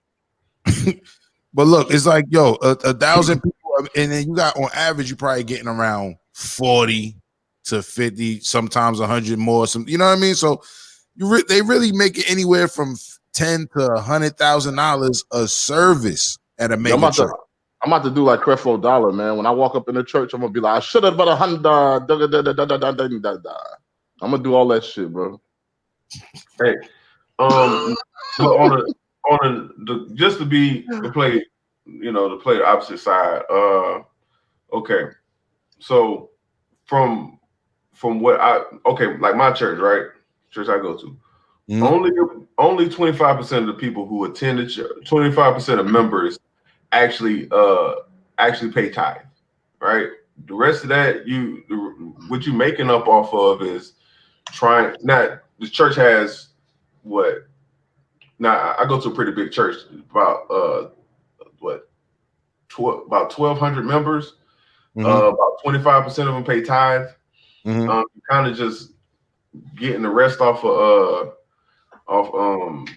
offering, really, and getting people to give more, because that's 300 people giving you around $100, 10% of their income. So that's at least what $30,000 a Sunday. Okay, and you got to think the lights alone $8,000 a month. A Sunday, a serve. I don't know. And I don't. No, I go to a big church. This is not a small church. Right. The electric company has to set aside power just for the church. Right. That's just the price that's gonna come with it. All right. So we're gonna get to the rest of these comments. Jeffrey says that nigga talks a lot to say nothing. He really didn't say much. Yes. You're right. Yes. Mug says women attracted to the pastor for the wrong reasons. Power. That's a fact. Just because it's in church don't mean the same rules don't apply. You know, people are attracted to money and power and respect, right? So with that being said, a pastor will have all three, therefore be able to prey on his audience if he wants to. You know what I mean? Brooklyn Hydro says, so you know how many hoes you can get for the price of a Lambo? He said about $200,000 for that Lambo. I'm gonna say, a few thousand. Jersey Jen. Salute to my sister Jersey Jen. She said, was he fired? At what tides are paying for Lamborghinis? We just broke down the number game. Tides could definitely pay for a Lamborghini. You know what I mean? Money numbers add up. Sunday after Sunday after Sunday of receiving thousands upon tens of thousands of dollars. Yeah, you know what I mean? Brooklyn Hydra says that congregation ain't going to be able to do it no more. And Mug says, you see, check out the doctor versus drug dealer. What you think women picked? Apparently, right. And there's a few new comments that came in that I didn't get a chance to get to. I'm about to get to it. Kaya said my name right 2 times. All right, salute. That's what's up. Brooklyn Hunter says, I've been played and ain't get $20.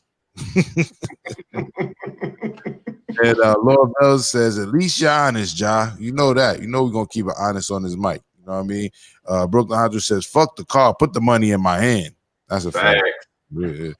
Slim says, Miss Ravioli tap dancing like Savion Glover. Stop deflecting. So they want to know. Boy didn't even ask it. He didn't ask his question. Yes, I did. The question was, did he buy her a $200,000 or $300,000 car? And you said you didn't know, but that's okay. What we do know is that he bought his way out of that shit. And if he want to get him a girlfriend, she need to shut up mind her business before you sit in that car back. That is not true. For all of those out there listening, that is not true. So Miss Sierra Mitchell says, so the men on the show are literally saying if they had money, they would cheat. Nigga, I'm cheating and I'm broke. What are you talking about? That's not what we said at all. That I'm with Pay Steph. attention, Sierra. He said he is broke and still cheating. It has nothing to do with the money. He's just No. But you know what? I've gotten older now, so I'm not gonna sit here and say, oh, this is my girlfriend, this is my wife, this is my boo-boo, and all that other bullshit. I'm just gonna do what I want to do, right? It's cheating if I'm like, oh, this is my girlfriend. I'm not telling her and I'm fucking with other girls. So I don't cheat no more. There you go. So Miss Sierra Mitchell, like Steph did say, that's not what we said, really. Schoolboy said some things, right? But yeah. Let me clarify. If I make $1 million in a year and I reach that threshold past the point where all these regular niggas is at, making that little money and shit like that, yes. You know what I'm saying? All your girlfriends are on the block. Like they might be for the streets when I come around. So what I said, and let me clarify. Let me clarify what I said. So what I said was we would probably renegotiate. If I was just being able to trick off $200,000, you know what I'm saying? And let's not say we don't have money because we don't have trick off $200,000 money. But what I'm saying is if I had $200,000 to throw away in a vehicle to, just for the misses, you know what I mean? Because like I said, we possibly could renegotiate, the contract. That's what I'm saying. Renegotiate, meaning she would be in on it. She will be in on the conversation, but we're gonna have to have that conversation. I made it to boss nigga status. Let's talk about this. You know what I mean? Is that the goal for all of you? Is that the goal to see at the end of the day how, like, my goal is to really have more than just this one woman, like, so I get more money and now I can get more women. Is that the end goal? Yeah. Okay, schoolboy has said yes. Steph, I just need a yes or no, please. Yeah. Before I get to that, can I Oh clean my up? goodness. Can I clean up what how I was interpreted with this comment? Go ahead. Okay, so no, I was simply saying if I'm in that pastor's shoes and I can't even talk to you and I gotta buy you a Lamborghini to talk, you gotta crucify before I can say anything. So if I buy you a Lamborghini because I had to talk to someone else because you're emotionally unavailable, the Lamborghini gonna come with some bullshit. It is. I'm not, but this is all hypothetical. I'm not in this pastor's shoes. All right, so to answer Ms. Ravioli's question, no, that is not the end game. But I do think that we need to be more realistic in this society, and when we're talking about polygamy as it pertains to men, especially good men. I don't know if this nigga's a good guy, but I'm just saying, especially when it comes to good men, there's already a lot more men than women. I mean, a lot more women than men, excuse me. There's already a lot more women than men. And then you double down on the fact that then we're not all good. And you got all types of other reasons why, you know, some of us get X'd out. You know what I mean? So with that being said, it's a really slim amount of good brothers to available sisters. So there's going to be a lot of women who's going to end up lonely because they want to push the monogamy thing. That's all I'm saying. So, you know, they push the monogamy thing, and then 4 other sisters out there got to be fucking single for the rest of their goddamn life, fucking with fuck boys on and off. You know what I'm saying? So that's selfish, if you ask me, Miss Ravioli. That's selfish of the woman. Those are 2 classic flags that you all have just displayed. One is don't punch us together. Focus on what I say. Stay on me. Shit, me. Call me the goddamn flag man. Shit. Okay, so one is that you're saying, okay, at least it's better than, like you're saying, at least it's better than this person over here. You're doing better than this person over here. Or at least I'm not doing what that person is doing or what that person did. That's one flag. That is one flag. And then the other flag is oh my God. Go ahead, schoolboy. Respond to that, because please. No, I want to respond. Hold on, Mr. Ravioli. I never said that. That's not what I said, and I'll reiterate it if I have to. But schoolboy, go ahead. No, I'm telling you that is what you said. Here goes my thing. Would you rather be cheated on by the nigga working at McDonald's who coming up there in that bucket to come pick you up, or would you rather be cheated on by the nigga at the front of the pastor in your $200,000 car? Okay. Would you rather a guy who's boring and he don't really do it for you like that no more, and he ain't put you in a $200,000 car, or would you rather deal with a nigga who's like lame as hell but he got your $200,000 car? Like it is what it is. You can say whatever you want right now, but like I was gonna ask you earlier, has anybody ever put you in $1 million home or bought you a $200,000 car? No. Okay, so then we just talking about theories there. All right, but look, Ms. Ravioli, I will reiterate that's not at all what I said. Also, most of the men that could do that, they're trash as it pertains to being in a serious relationship with one person. But they be having wives. No, but look, school. Hold on. I want to reiterate what I was saying. Granted, there's a lot of trash out there. That's my point. So there's very little good brothers out there, is what I'm saying, and more women to those good brothers. So when women push the whole monogamy thing, now you're being selfish to the other women out there who need a good man in their life. You're being selfish to the other families that this man could be raising as well.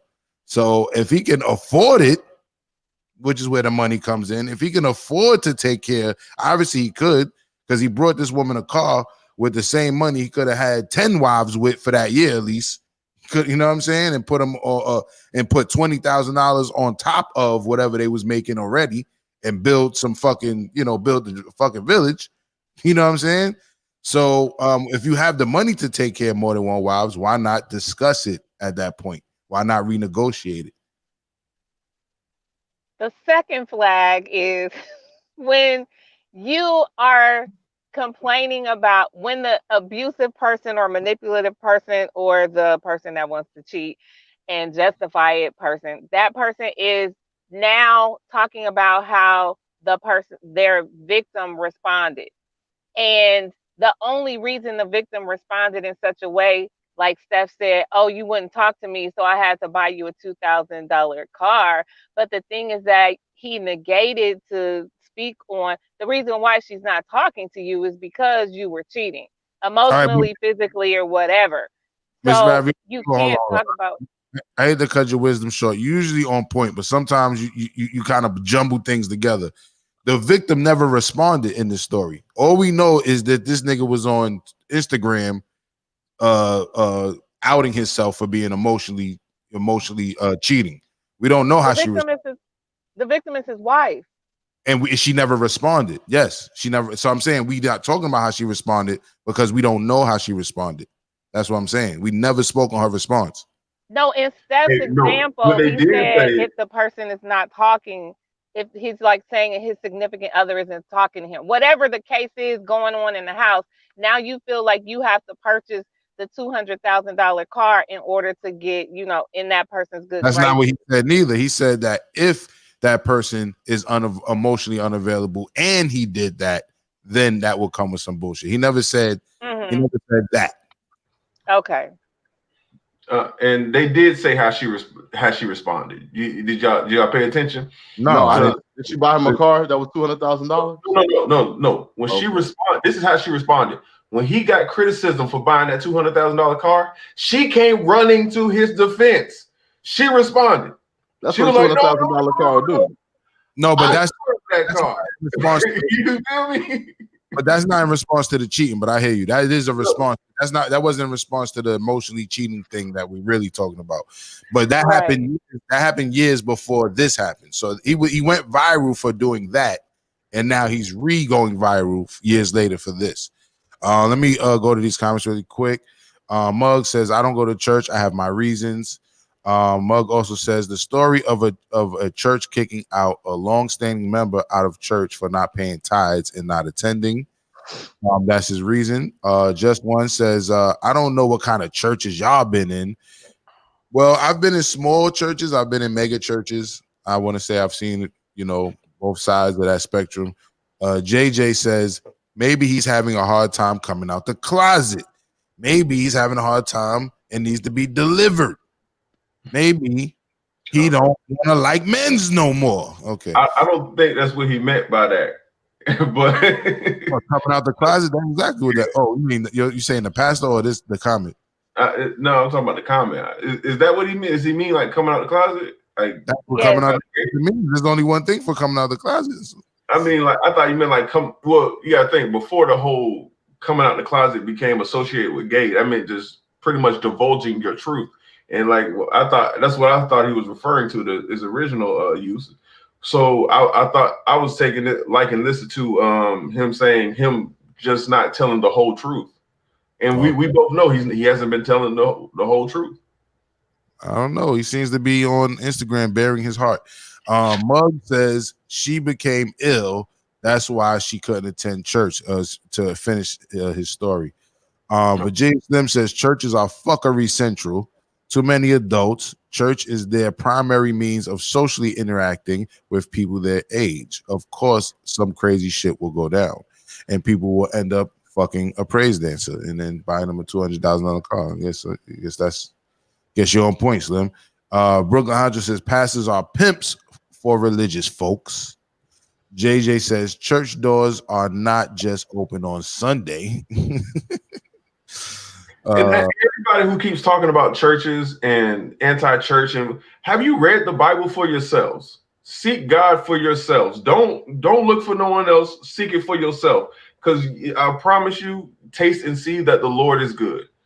That's where I'm gonna leave that at. Brooklyn Honcho says Seth's mug is King So. I don't think that's King So, bro. Jersey Jen says keywords in the news clip: prosperity pastor. Shaking my head. You know what? Yeah, I got mixed emotions about prosperity pastors. Prosperity pastors are usually poverty pimps. However, I do enjoy a good motivational talking to about getting money. So, but I refuse to get pimped by that type of mentality too. Muhammad A. Shakur, salute, bro. And Mug says, okay, he says, Mug says, how to say my name? Sess Squib Adili End. I'm just gonna call you Mug. And Miss Vicky says, got it. And Brooklyn Hundred says, the wife ain't no better for taking the car as a payment. Nobody I agree. that. Yeah, she's a scumbucket too. Taking them church folks' money and driving around town acting like she passed the Greenleaf wife. Fuck out of here. Kaya says, if my husband cheat, I mean, a Lambo might speed up the forgiveness, but ain't no regeneration, nigga. No doubt, Kaya, no doubt. Like, I don't know if y'all remember that joke Martin said on You So Crazy. He said, when you got all that money in the mansion and the pool and all that, he said the woman's leaving the house and he said, you gonna leave all this? She get to the front door and said, let's just talk about it. You know what I mean? It's gonna be hard to walk out of mansion. Let's keep it $100. It's gonna be hard to walk out of a mansion. You know what I mean? Muhammad A. Shakur says redemption. To answer your question, I didn't see redemption in the chat. I did not see her in the chat. Redemption, if you're in the chat, my apologies. I didn't see you in the chat. So I'm not gonna go in on the comment because I didn't see your comment, but salute the redemption if she's in the chat. Kaya says, I was deaf waiting for the black men don't cheat comments. Yeah, I don't think we could just put a blanket statement on people based on their race and all that, but fuck it, black men don't cheat is the motto. I rock with it. Lord Vell says black men don't cheat, we negotiate the terms. See, that's my dude right there. See, that's how you phrase it right there. You got to just renegotiate the terms. Hey, look at Miss Ravioli.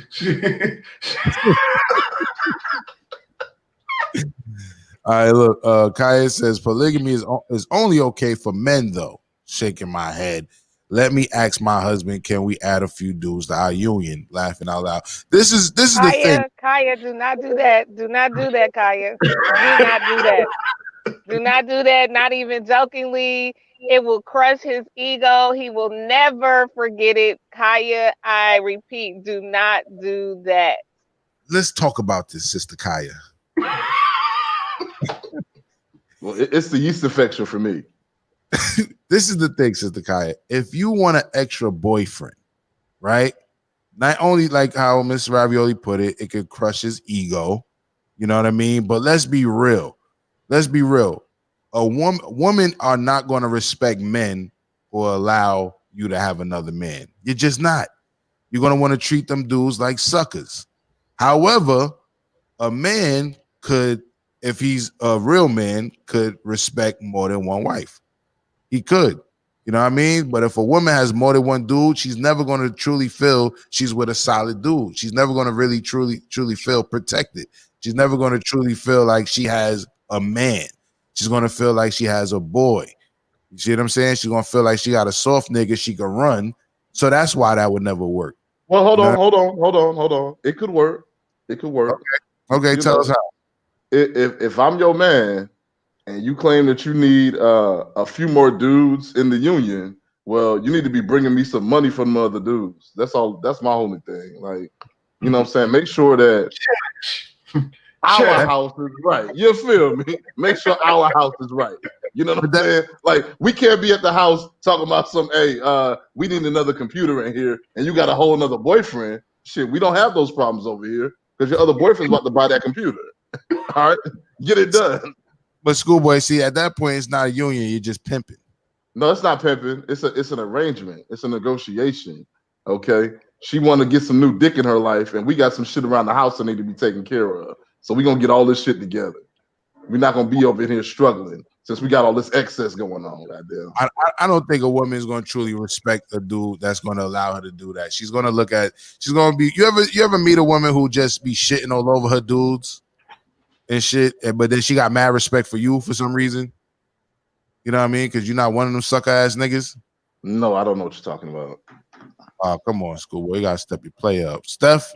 I'm about to say I get respect from everybody. I don't know what you're talking about. Y'all niggas, man. Come on, man. Am I the only scumbag out here who get the let me stop. Nah, you're right. You're right. You're right. She be like, that nigga don't pipe me down no more. Right. Come on, talk about it, man. The fuck, man. That's what you meant. He a scary ass nigga. He need to act more like you. And I'll be thinking to myself, well, Hey, that nigga paying all her bills and shit. But I had women be like, oh, you like, oh, my husband ain't doing this, or such and such ain't doing that. But I'll be halfway believing it. I'll just be like, you want to do what you want to do. Do what you want to do. Oh no, they be serious about that shit. They coming to you telling you about that shit. They really need to get it off their chest. But they can just tell you, if they were just trying to tell you that shit just to get close to you, they could just tell you, hey, you want some pussy, and you'd be like, all right, cool. They ain't got to give you no goddamn story about the shit. My thing is, a woman can't too eagerly offer you pussy. It's gonna scare you away. I hear you, but hold on. My thing is like, just they give you the respect that they don't give the dude, not necessarily give you the pussy. So I've had stories in my day where, you know, I'll be cool with some females and I'll be at go to their house or whatever, you know, go smoke or whatever after work or some shit like that.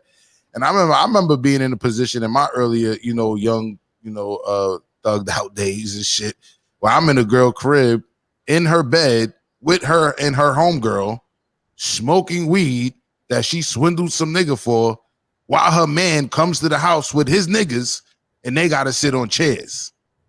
Shit like that. You know what I'm talking about? Like, she don't respect that nigga. Him and his niggas is looking around the room like, what the fuck are we looking at right now? And I'm comfortable in his bitch bed. No, Logic. That's not respect. You one of the girls. You one of the girls. You mean you misinterpreting it? That's not the case, boy, because I'll tell you this, I'll go a little further in the story. They start kissing and all this weird shit and passing candy from mouth to mouth and then talking to me about the shit on some sexual type crazy shit. Like, the nigga didn't get no respect, my nigga. I'm just telling you. And then when I bring my niggas over there, they was getting their rocks off because I bring niggas through. Yeah, this homegirl, this my home. Whoop.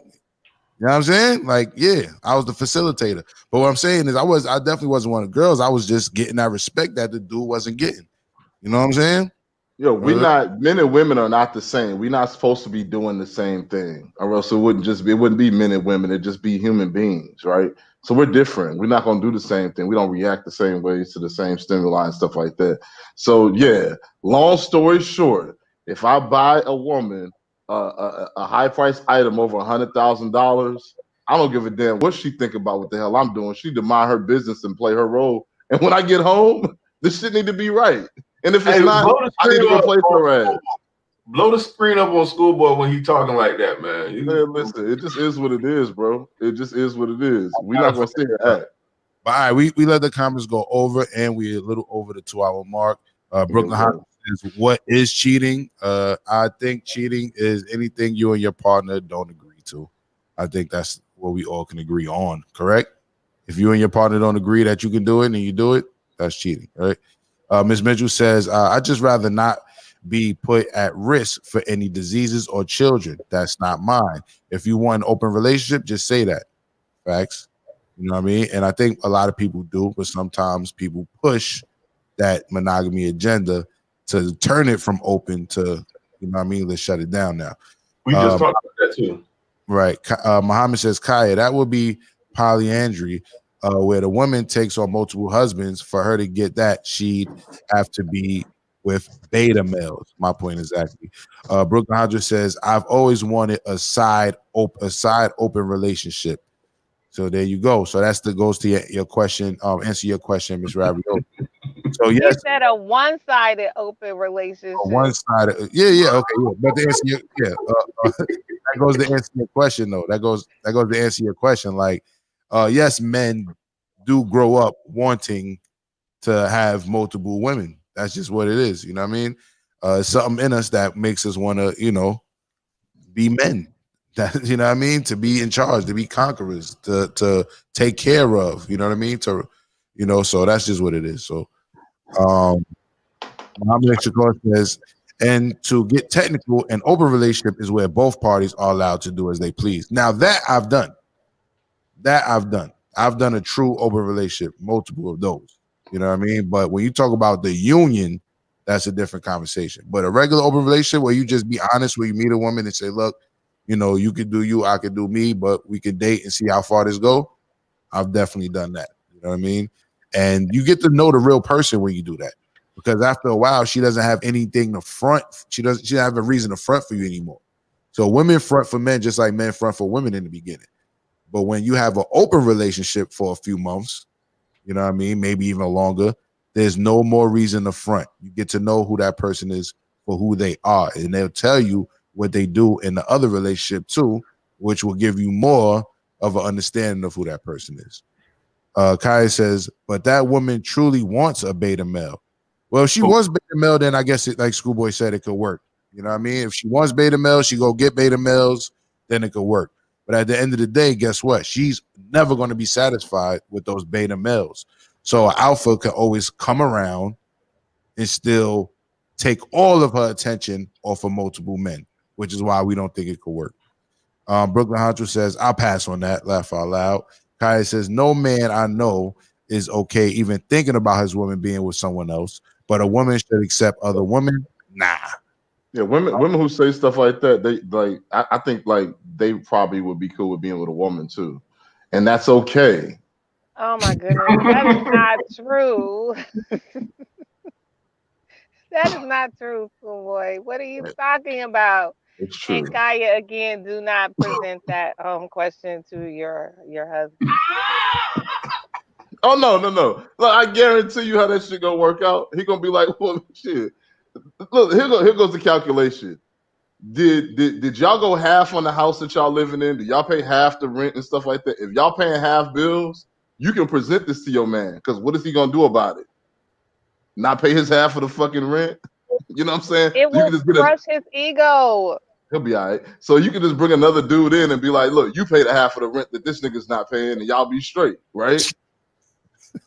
You know what I'm saying? But if he's paying all the bills and he got your car right, you need to shut your mouth and play your role. Don't go out here and fuck up your bag because you're trying to figure out if you can do what he do. You can't. All right, so Muhammad says, Kaya, you'd be surprised some women want alpha males when it's convenient for them. Basically, beta males, they can amp up. Yeah, tell them what to do, shit like that. Yeah. Kaya says, I'm sure it happens, but hella surprising, shaking my head. It does happen. I think, and I think there's a lot more women willing to be down with it nowadays too. You know what I mean? So Mohammed Shakur says, Kaya, not really. Those type of women actually don't like and respect men. Basically echoing kind of what Schoolboy was just saying. In their minds, they are the table. Just One Love says, Steph, that's a word, 100. And JJ says, no, Jai is right. He has a problem saying he likes men's. My bad. And Muhammad Ishkar says, Brooklyn Honcho, you and many others, those one-sided open relationships are based off lies. I don't know. I don't know about that. But like I said, I think more families could use a strong man in them. So y'all got to spread the strong men around. Y'all got to let them, you know what I mean, take care of more than one family. Shit, they used to do that back in the day, right? Before the internet and all this crazy shit.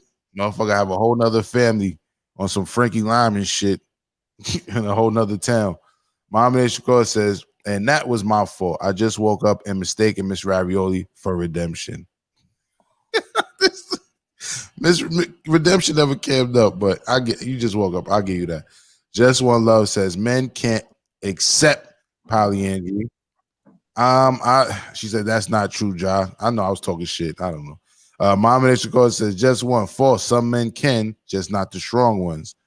I don't know, family. I don't know.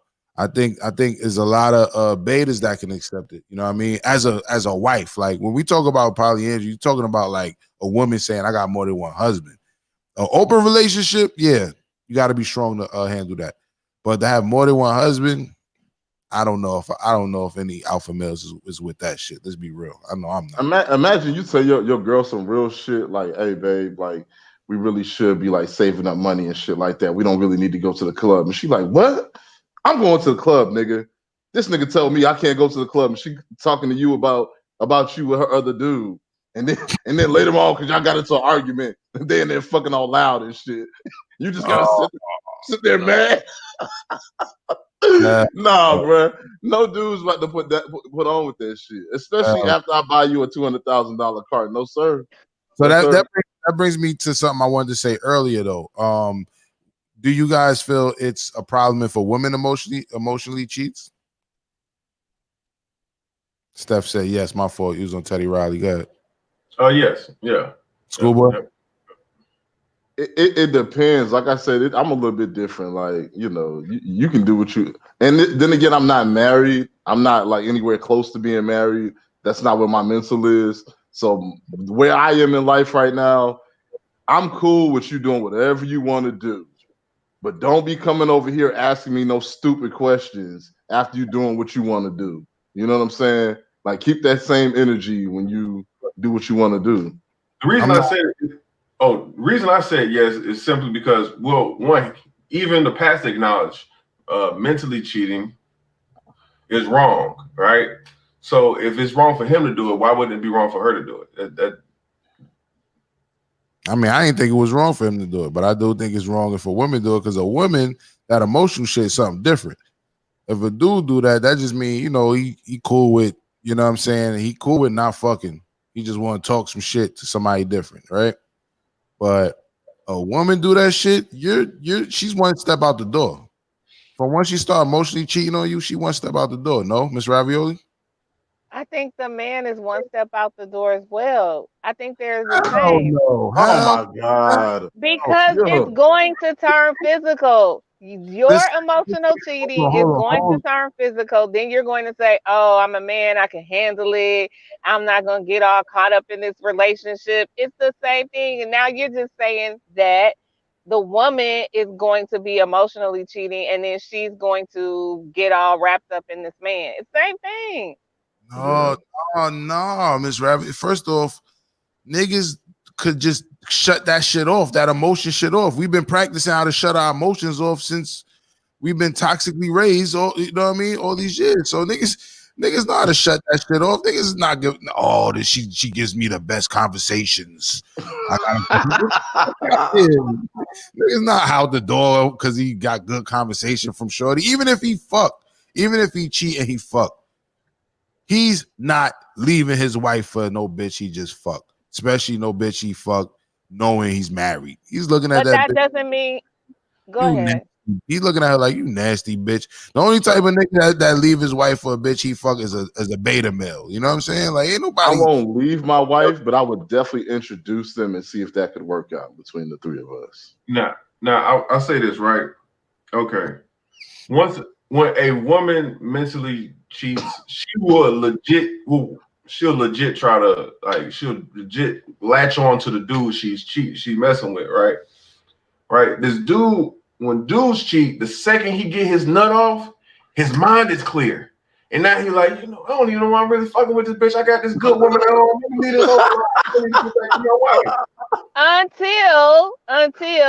Until she comes back around, or you go back around her, and then, I could just do this real quick and then I could detach. It's still, you can still continuously have sex with the lady. Yes, because once you get that nut off, you are no longer mentally attached. Let that be noted. But you can have multiple nuts multiple times over the period of however long. Mm-hmm. Yeah, so that's a relationship. So what's your point? What's wrong with this? No, it's that's not. what I'm saying. No, that's not. physical cheating. No, it's that's not. Physical. Okay, it's not a relationship. No, it's not a relationship. Well, hold on. It's definitely not a relationship. But hold on. Listen, Ms. Ravioli. You're saying that it can evolve into physical cheating. And we're not negating that. Hold on. We're not negating that. We're not negating that. But we're saying the emotional part. If a man just emotionally cheats, giving this dude's story the benefit of doubt, we're saying if he emotionally cheats, is he halfway out the door? You saying yes. I'm saying no. I'm saying, but if a woman emotionally cheats, she's halfway out the door. But if a nigga, finds a female he likes talking to, you know what I mean? He's not going to be like, yo, I'm about to leave my wife for this chick. She gave me the best That's not what it's going to be. That's never going to be a thing. She just love watching the same shit I like watching, and we like talking about the same shit, and we reading the same books. Let me leave my When wifey asks you why do you love me, you have like a whole you have something that you can say, right? Oh, well, I really like the way you cook, and I appreciate our conversation, and you just give me that feeling. When the side chick asks you why you love me, you be like, well, I really enjoy your company, sweetheart. You know what I'm saying? That's what happens. So even if I emotionally cheat with my side chick, I keep those emotions in the compartment. You know what I'm saying? Nah, I don't think if a dude, given the dude's story the benefit of that, I don't think if he emotionally cheats, he one step out the door. I don't see that. The story was over for me when he bought her the $200,000 car. You know what I'm saying? Like, I feel her pain. Oh, I feel like I was cheated on. My husband came out here and said he emotionally cheating. Yeah.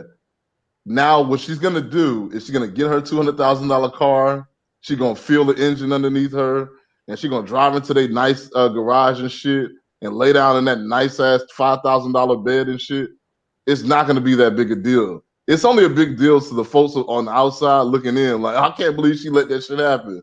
But you can't believe it because you're not in a $200,000 car. That shit don't even make sense to you. You know what I mean? Is she still? And let's be real, she's still gonna get her rocks off. She's gonna go like Eddie Murphy said in his set back in the day. She's gonna go to the Caribbean and go meet Dexter. You know what I mean? Dexter gonna go sling her some dick. She gonna be all right. She don't gotta go to the Caribbean. She could come right to Central Virginia, and I could lay off some pipe for her, and she could be just as fine. She ain't got to get no passport or none of that shit. Hey. Just let me ride in the car a little bit with you. Shit, I'll be a groupie for a day. I'm down. She's not doing that. Women know how to cheat and not get caught. She's going to the Caribbean. Don't know that, bro. You don't know that. She might see this show and say, you know what? I like that schoolboy character, and be in my DMs later on tonight. You know what I'm saying? Don't stop throwing that fucking salt, my nigga. This nigga hating already. Goddamn. Tell her your IG in case you don't know. Tell her your Schoolboy 1867. Schoolboy 1867. Hit me up in the DMs. I'll give you my personal number. Matter of fact, here, hold on. What's my number? Don't put your phone number out there. Don't do that. Don't listen. I need a $200,000 car. You know what I'm saying? Them things get stolen every day. I'm just saying. All right, let me go back to these comments. We definitely let them pile up. Virginia Sim says, I don't know about other countries, but in US, I've only seen white people in polyandrous relationships. White boys be cucks. Anyway. Meaning they enjoy watching a woman get fucked by another dude on some weird shit. Yeah. So yeah, that don't be shit we be into. That's the point of polygamy and polyandry, to grow and to be able to build. I hear you, and we can have this debate a whole nother episode and a half about the difference and the similarities and all that. But I think the building would be more conducive if y'all was building on the male and y'all had multiple females that was just everybody playing their role. You know what I mean? But if you have multiple dudes, you know what I'm saying? Like even think of it like this. If you want to be fruitful and multiply, as the Bible say, right? The guy got to give the seed to multiple women, right? Mm-hmm. But multiple women, you know what I'm saying? I mean, but women can't. If you have multiple men, that doesn't lead to fruitful. You can't impregnate multiple men. You know what I mean? A man can impregnate multiple women to be fruitful and multiply. It can't go the other way around. You know what I mean? She can only get pregnant once by one of them niggas. How about just having men raise other men that are of quality, so that then there could be more men available to fertilize these seeds? Yeah, that's not the way the world works. Hold on, not Schoolboy Church. Hold on. We be on enough fuck shit on this show. Good point, Miss Ravioli. Let's leave it at that. That's a good point. Let's mentor some people out here. Schoolboy, come on. Schoolboy does not want to. Schoolboy, you gotta find some people to mentor. Steph, find some people to mentor. Right? I'm the chairman. I'm raising up, man. I'm the chairman of a nonprofit where we mentor people. Like there you go. There you go. So you gotta agree. You gotta agree. Let's leave it there. As the chairman of that nonprofit, agree with her. So, trust me. Let's just get through the comments. We went crazy already. Let's just agree with some good shit, folks. Muhammad Eshakor says, and definitely not the ones that's fertile. And he also says false. Polyandry has very little to do with building at all. And then Laurel says 2 husbands, 1 wife would never work. It's more women plus the wife wouldn't respect the man. Never. I agree. Polygamy has everything to do with building. It's facts. Being fruitful and multiplying. JJ says schoolboy in rare form this morning. Respect pimping. All right, no doubt. And he said respect pimping Jah, no doubt, my G. And Muhammad Eshakor says Slim, that's because white males are cucks, and that's what what Schoolboy said. HB went on a check-in. Salute to you, homeboy. And Muhammad says correct the Lavelle. Virginia says Jah is into some cockhole type shit. No, I'm not. Listen to what I said. Listen to what my story was. We can never get through these comments. What my story was. Her homegirl was kissing on each other. You know what I'm saying? And I was in the bed chilling with them. See, I didn't want to OD. I could have got in on the session, but her man was right there with his homeboys watching me in his lady's bed with her homegirls, and he was there with his homeboys, and they were looking at him like, "We don't respect you no more, nigga. You got a nigga in your bitch's bed." Like, imagine going to your shorty's crib with your niggas, and she got a whole nigga in her bed with her and her homegirl, and they're bisexual already. Wouldn't you think some shit is going on? All the furniture in that bitch got to move, bro. Facts. And the crazy shit, Schoolboy, was I knew exactly where his gun was because I moved it before he came in there. Hey, salute to you for that real nigga shit. Yes, sir. That's what I'm telling you. You know what I'm saying? Steph talking at you. Girl shit. Nah, player. I was a scumbag for real out there. You know what I'm saying? But Muhammad Shakor says, agree, Schoolboy. Men and women are not the same. The problem is weirdos insist that we're the same. And we definitely backed up, but we're gonna wrap this up. Brooklyn Hunter says that jump from the bus really would have broke my life. Back to the bus jump. HB2N says, I don't think you love a woman if you can exchange her for goods and services. Well, he must not know no women then. No, he said if you can't exchange her for goods and services. Well, he must not know no women then. Schoolboy on some. I mean, HB2N. That dude's slick with his comments. That dude's slick with the comments. Kai says somebody get him. I'm just going. I'm gonna assume she was talking about Schoolboy. She was talking about Schoolboy over here. Talking about Schoolboy down there. Just One Love says, if a male is a beta, then what is a woman called in a polygamous relationship? Intelligent. She's called a queen.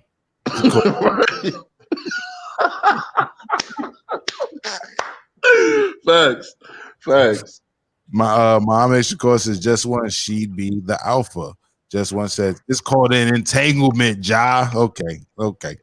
Entanglement. And then Muhammad says, Jah, correct. The betas, that's what I meant when I said some men can't accept it.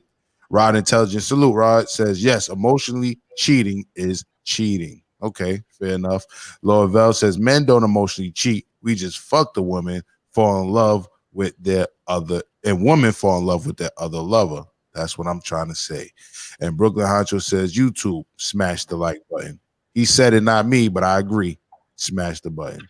Kelso, what's good, Kelso? What's good? Been a minute. Kelso says, top of the top, good people. Good morning, bro. HB2N says, men know the difference between a wife and a concubine.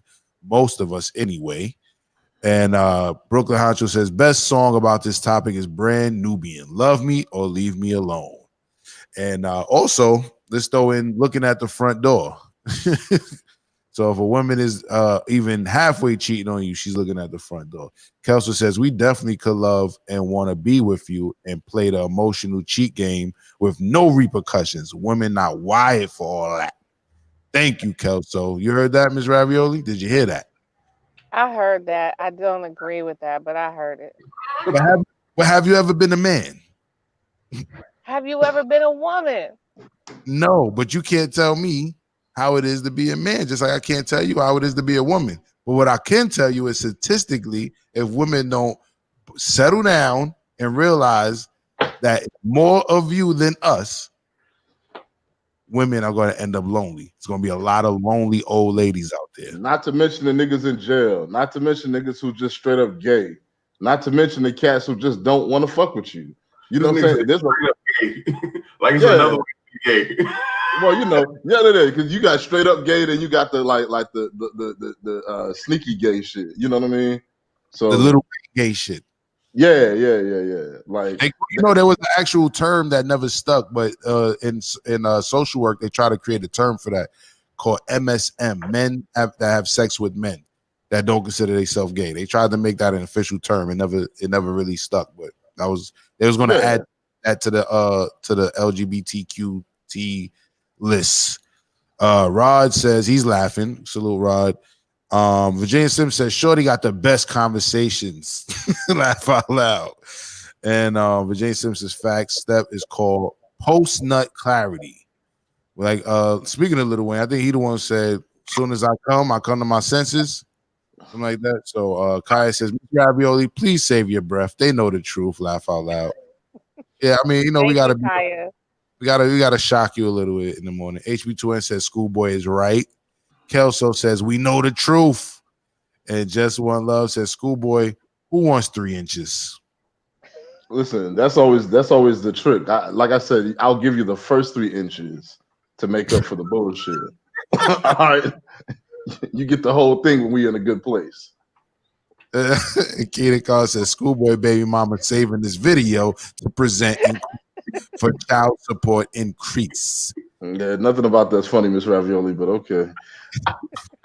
HB2S says, don't do Schoolboy like that. Thank Mom you. says, the emotional aspect is drastically different between men and women, Miss Ravioli. But some women insist it's the same because they think men will tell other women things they won't tell them. And Keenan, HB2N is agreeing with Keenan. Caius is also agreeing with Keenan. And about Schoolboy's baby mama situation. And Brooklyn's Slim says, Brooklyn Honcho says, nah, I'm good. Slim tells Brooklyn Honcho he's good. HB2N says, I remember seeing Schoolboy baby mama in the chats when we would go live. She's a classic battle axe. Laugh out loud. Fucking battle axe. You better chill for April. She really say this video. Listen, what happened to your disclaimer? What happened to the disclaimer? Oh yeah, my co-parent is the most incredible human being in this lifetime. I don't think I could ever find me a better co-parent. The things that we do disagree about will adjudicate in court, but I'm sure that she usually has her own best interests in mind. There you go. There you go. Kelso says, nah, your chick's side piece fingerprints on your pistol is nuts. HB2S said, Jah hid the pistol under the pillow. He knew what he was doing. I damn sure did. And Mom Shakur is laughing at HB. Kelso says, church, a queen. And hold on, let me see. Yeah, Brooklyn Honcho says a queen dead. Let me see. And HB2N says, Jah was looking at Shorty in the bed, like in the first scene of Scarface. Jah was, and Just One Love is laughing. HB2N says, turn up, Schoolboy. So we made it to the end of the comments. Hey. And just like that, we made it to the end of the show. Thank you, Miss Ravioli, for pulling up and trying to knock some sense into our heads, but it's not going to work. It's not going to work. Okay. It's not going to work, Miss Ravioli. All right? We got our minds made up. We on the stupid shit. We on the dumb shit. We're committed to the dumb shit. With that being said, salute to everybody in the chat. Really appreciate y'all. Every morning, I'm happy to see these names. We really appreciate chatting with y'all. We really hope y'all have a great day. We hope we brung you some joy and a little information as well to go into this day. You know, everybody be safe out there. Salute to my co-host, StepGotJokes, Schoolboy, Miss Ravioli. Once again, salute to Brooklyn Honcho for the Cash App. Also, yesterday, I got a Cash App from Miss Rowe from The Rose Show. The Rose Show. And I'm curious to know what The Rose Show is. So hit us up and let us know. Steph? No, I was going to say the same thing about Ro James from The Rose Show. Yeah. Yes. I wasn't sure who that was from, but I want to appreciate you. Yes, most definitely. Salute to the Rose Show. And we definitely looking forward to learning more about the Rose Show. Kelso says, thank you guys for the enlightenment and good vibes daily. No doubt. No doubt. We appreciate y'all. Yeah, real talk, Kelso. Good to see you. Good to see everyone in the chat. Once again, salute to my co-host. And once again, this has been the Morning Rant. Have a good day.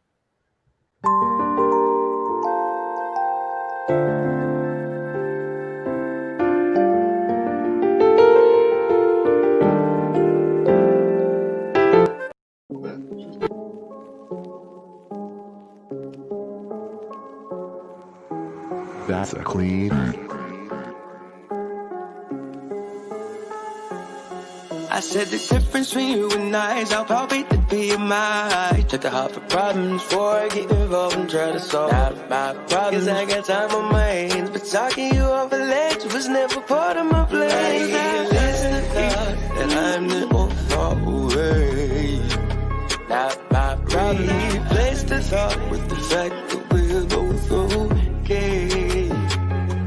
Consider this. Oh, those romantics that left me, those synapses, those energies. And now the word was spoken, and now with silence I'm broken. Always to the same lane, same ocean, but not frank like Drake with all his woes. I said the difference between you and I is how palpate the BMI. Took the heart for problems before I get involved and try to solve my problems. Cause I got time on my hands, but talking you up the ledge was never part of my plan. I listen to thought that I'm the old far away. Not my problem. Replace the thought with the fact that we're both okay. Don't get me wrong, I'm not looking for a body, but no baggage is savage. I'm talking about dipping out on the people that don't unpackage their grief. Your presence is their relief. What they need when they weak is some wisdom. Focus on fixing your mantra. What's repeated inside your skull will come back into haunt ya. Or it may come back, motivate and taunt ya. Reverberating in the conscience. It echoes. That's why I spit phronesis. The lyrical literature leaving my lips is a thesis. I'm making sure that if you listen and you learning too. Cause every lesson that I've learned is the goopy clue. This philosophy of using my discography means every penny earned and every penny that's got to me. Whether lump sum or residual from residual from royalty to all members of my family. The difference between you and I. The difference between you and I. My hindsight is my hindsight. It's got my foresight. My foresight. It's HD illuminated.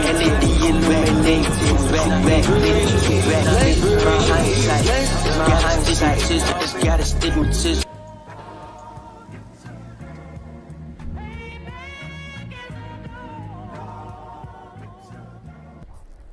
Go ahead, man, shoot it. Alright, hey, yo, listen, man, this is London Brown. I'm calling in, I want to check in, and I just want a strong shout, man. I just want y'all to know, man, the best way to get to know somebody is to show them who the fuck you are, man. You know what I'm saying? And I'm really, really getting to know a lot of y'all, man. Really. So don't hide, you know what I'm saying? Stay up, stay tight, stay real, and I'm smiling back. Yeah. Yeah, turn my vocals up a little bit, smidge. Yeah. I was a run chasing pigeons up in Vaughn King Park. I used to fall, Big Mama would dust my knees off. Oshkosh tees, scuff my aqua green 5411, chasing old shit girl of black ink. Her hair clicking and twisted barrettes and beads. Bubblegum eyes and my Ninja Turtles ice cream chilling. Sitting on about 5 cent thing. Back when $100 felt like a gazillion. Crack valves clogging up the sprinklers in the park. The blissful ignorance that make it think it's old New York. Walk through streets like I hopped out of a time machine. Cause y'all see things how they they are, and I see them how they used to be. Knock down the projects, paint over the murals. Find a nigga for pouring Hennessy out for his heroes. Black man's a nomad without collective growth. So master say you gotta lead, that mean your black ass gotta go. Sankofa say look to the past to find our wisdom. Seeds of our ancestors replenishes intuition. That's how I wrote this lyric. I know Nanny, Jamela, Uncle Kwame, you're listening. I'm guided by the spirits. Visions of the future that's reflected by the past. If we only knew our mistakes, then I kick us in the ass. Maybe I'm getting old, or maybe I'm too dramatic. We greet each other as God, now we call each other savage. That's some backward shit. All the facts to flip. List on the cell phone camera like on plantations. When they would whip a man for his kids to see. Cut his dick off and mix it in with the pig feet. Subconsciously weaken the men in the eyes of their queen. She said you can't protect you, so how you gonna protect me? Shit is deep, I often ponder what Marcus Garvey would think. The niggas screaming world star while they swung from a tree. Mirror.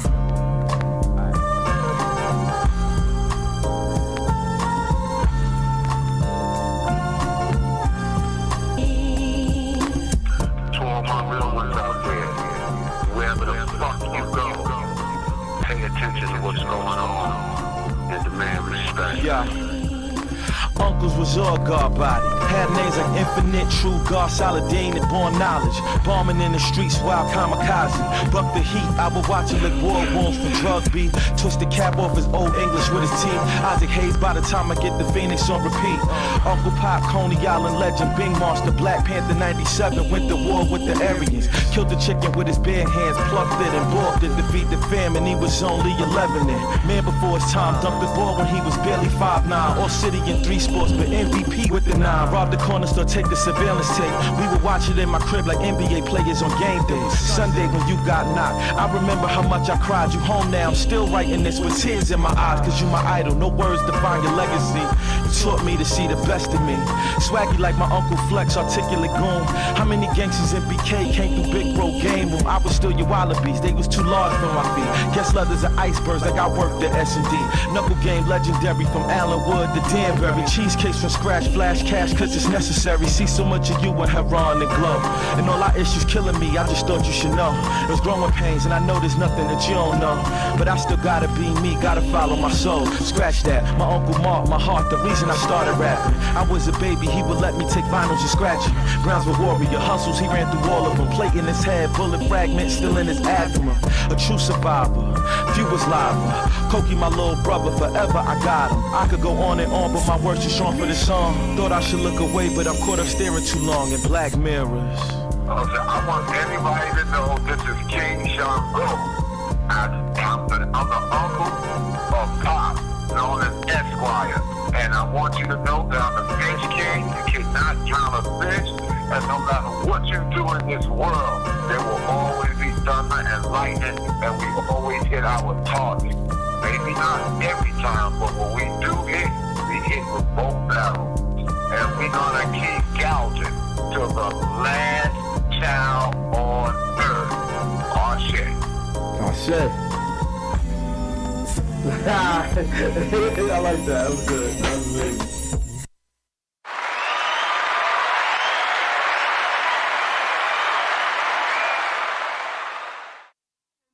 I'm on fire right now, fuck nigga.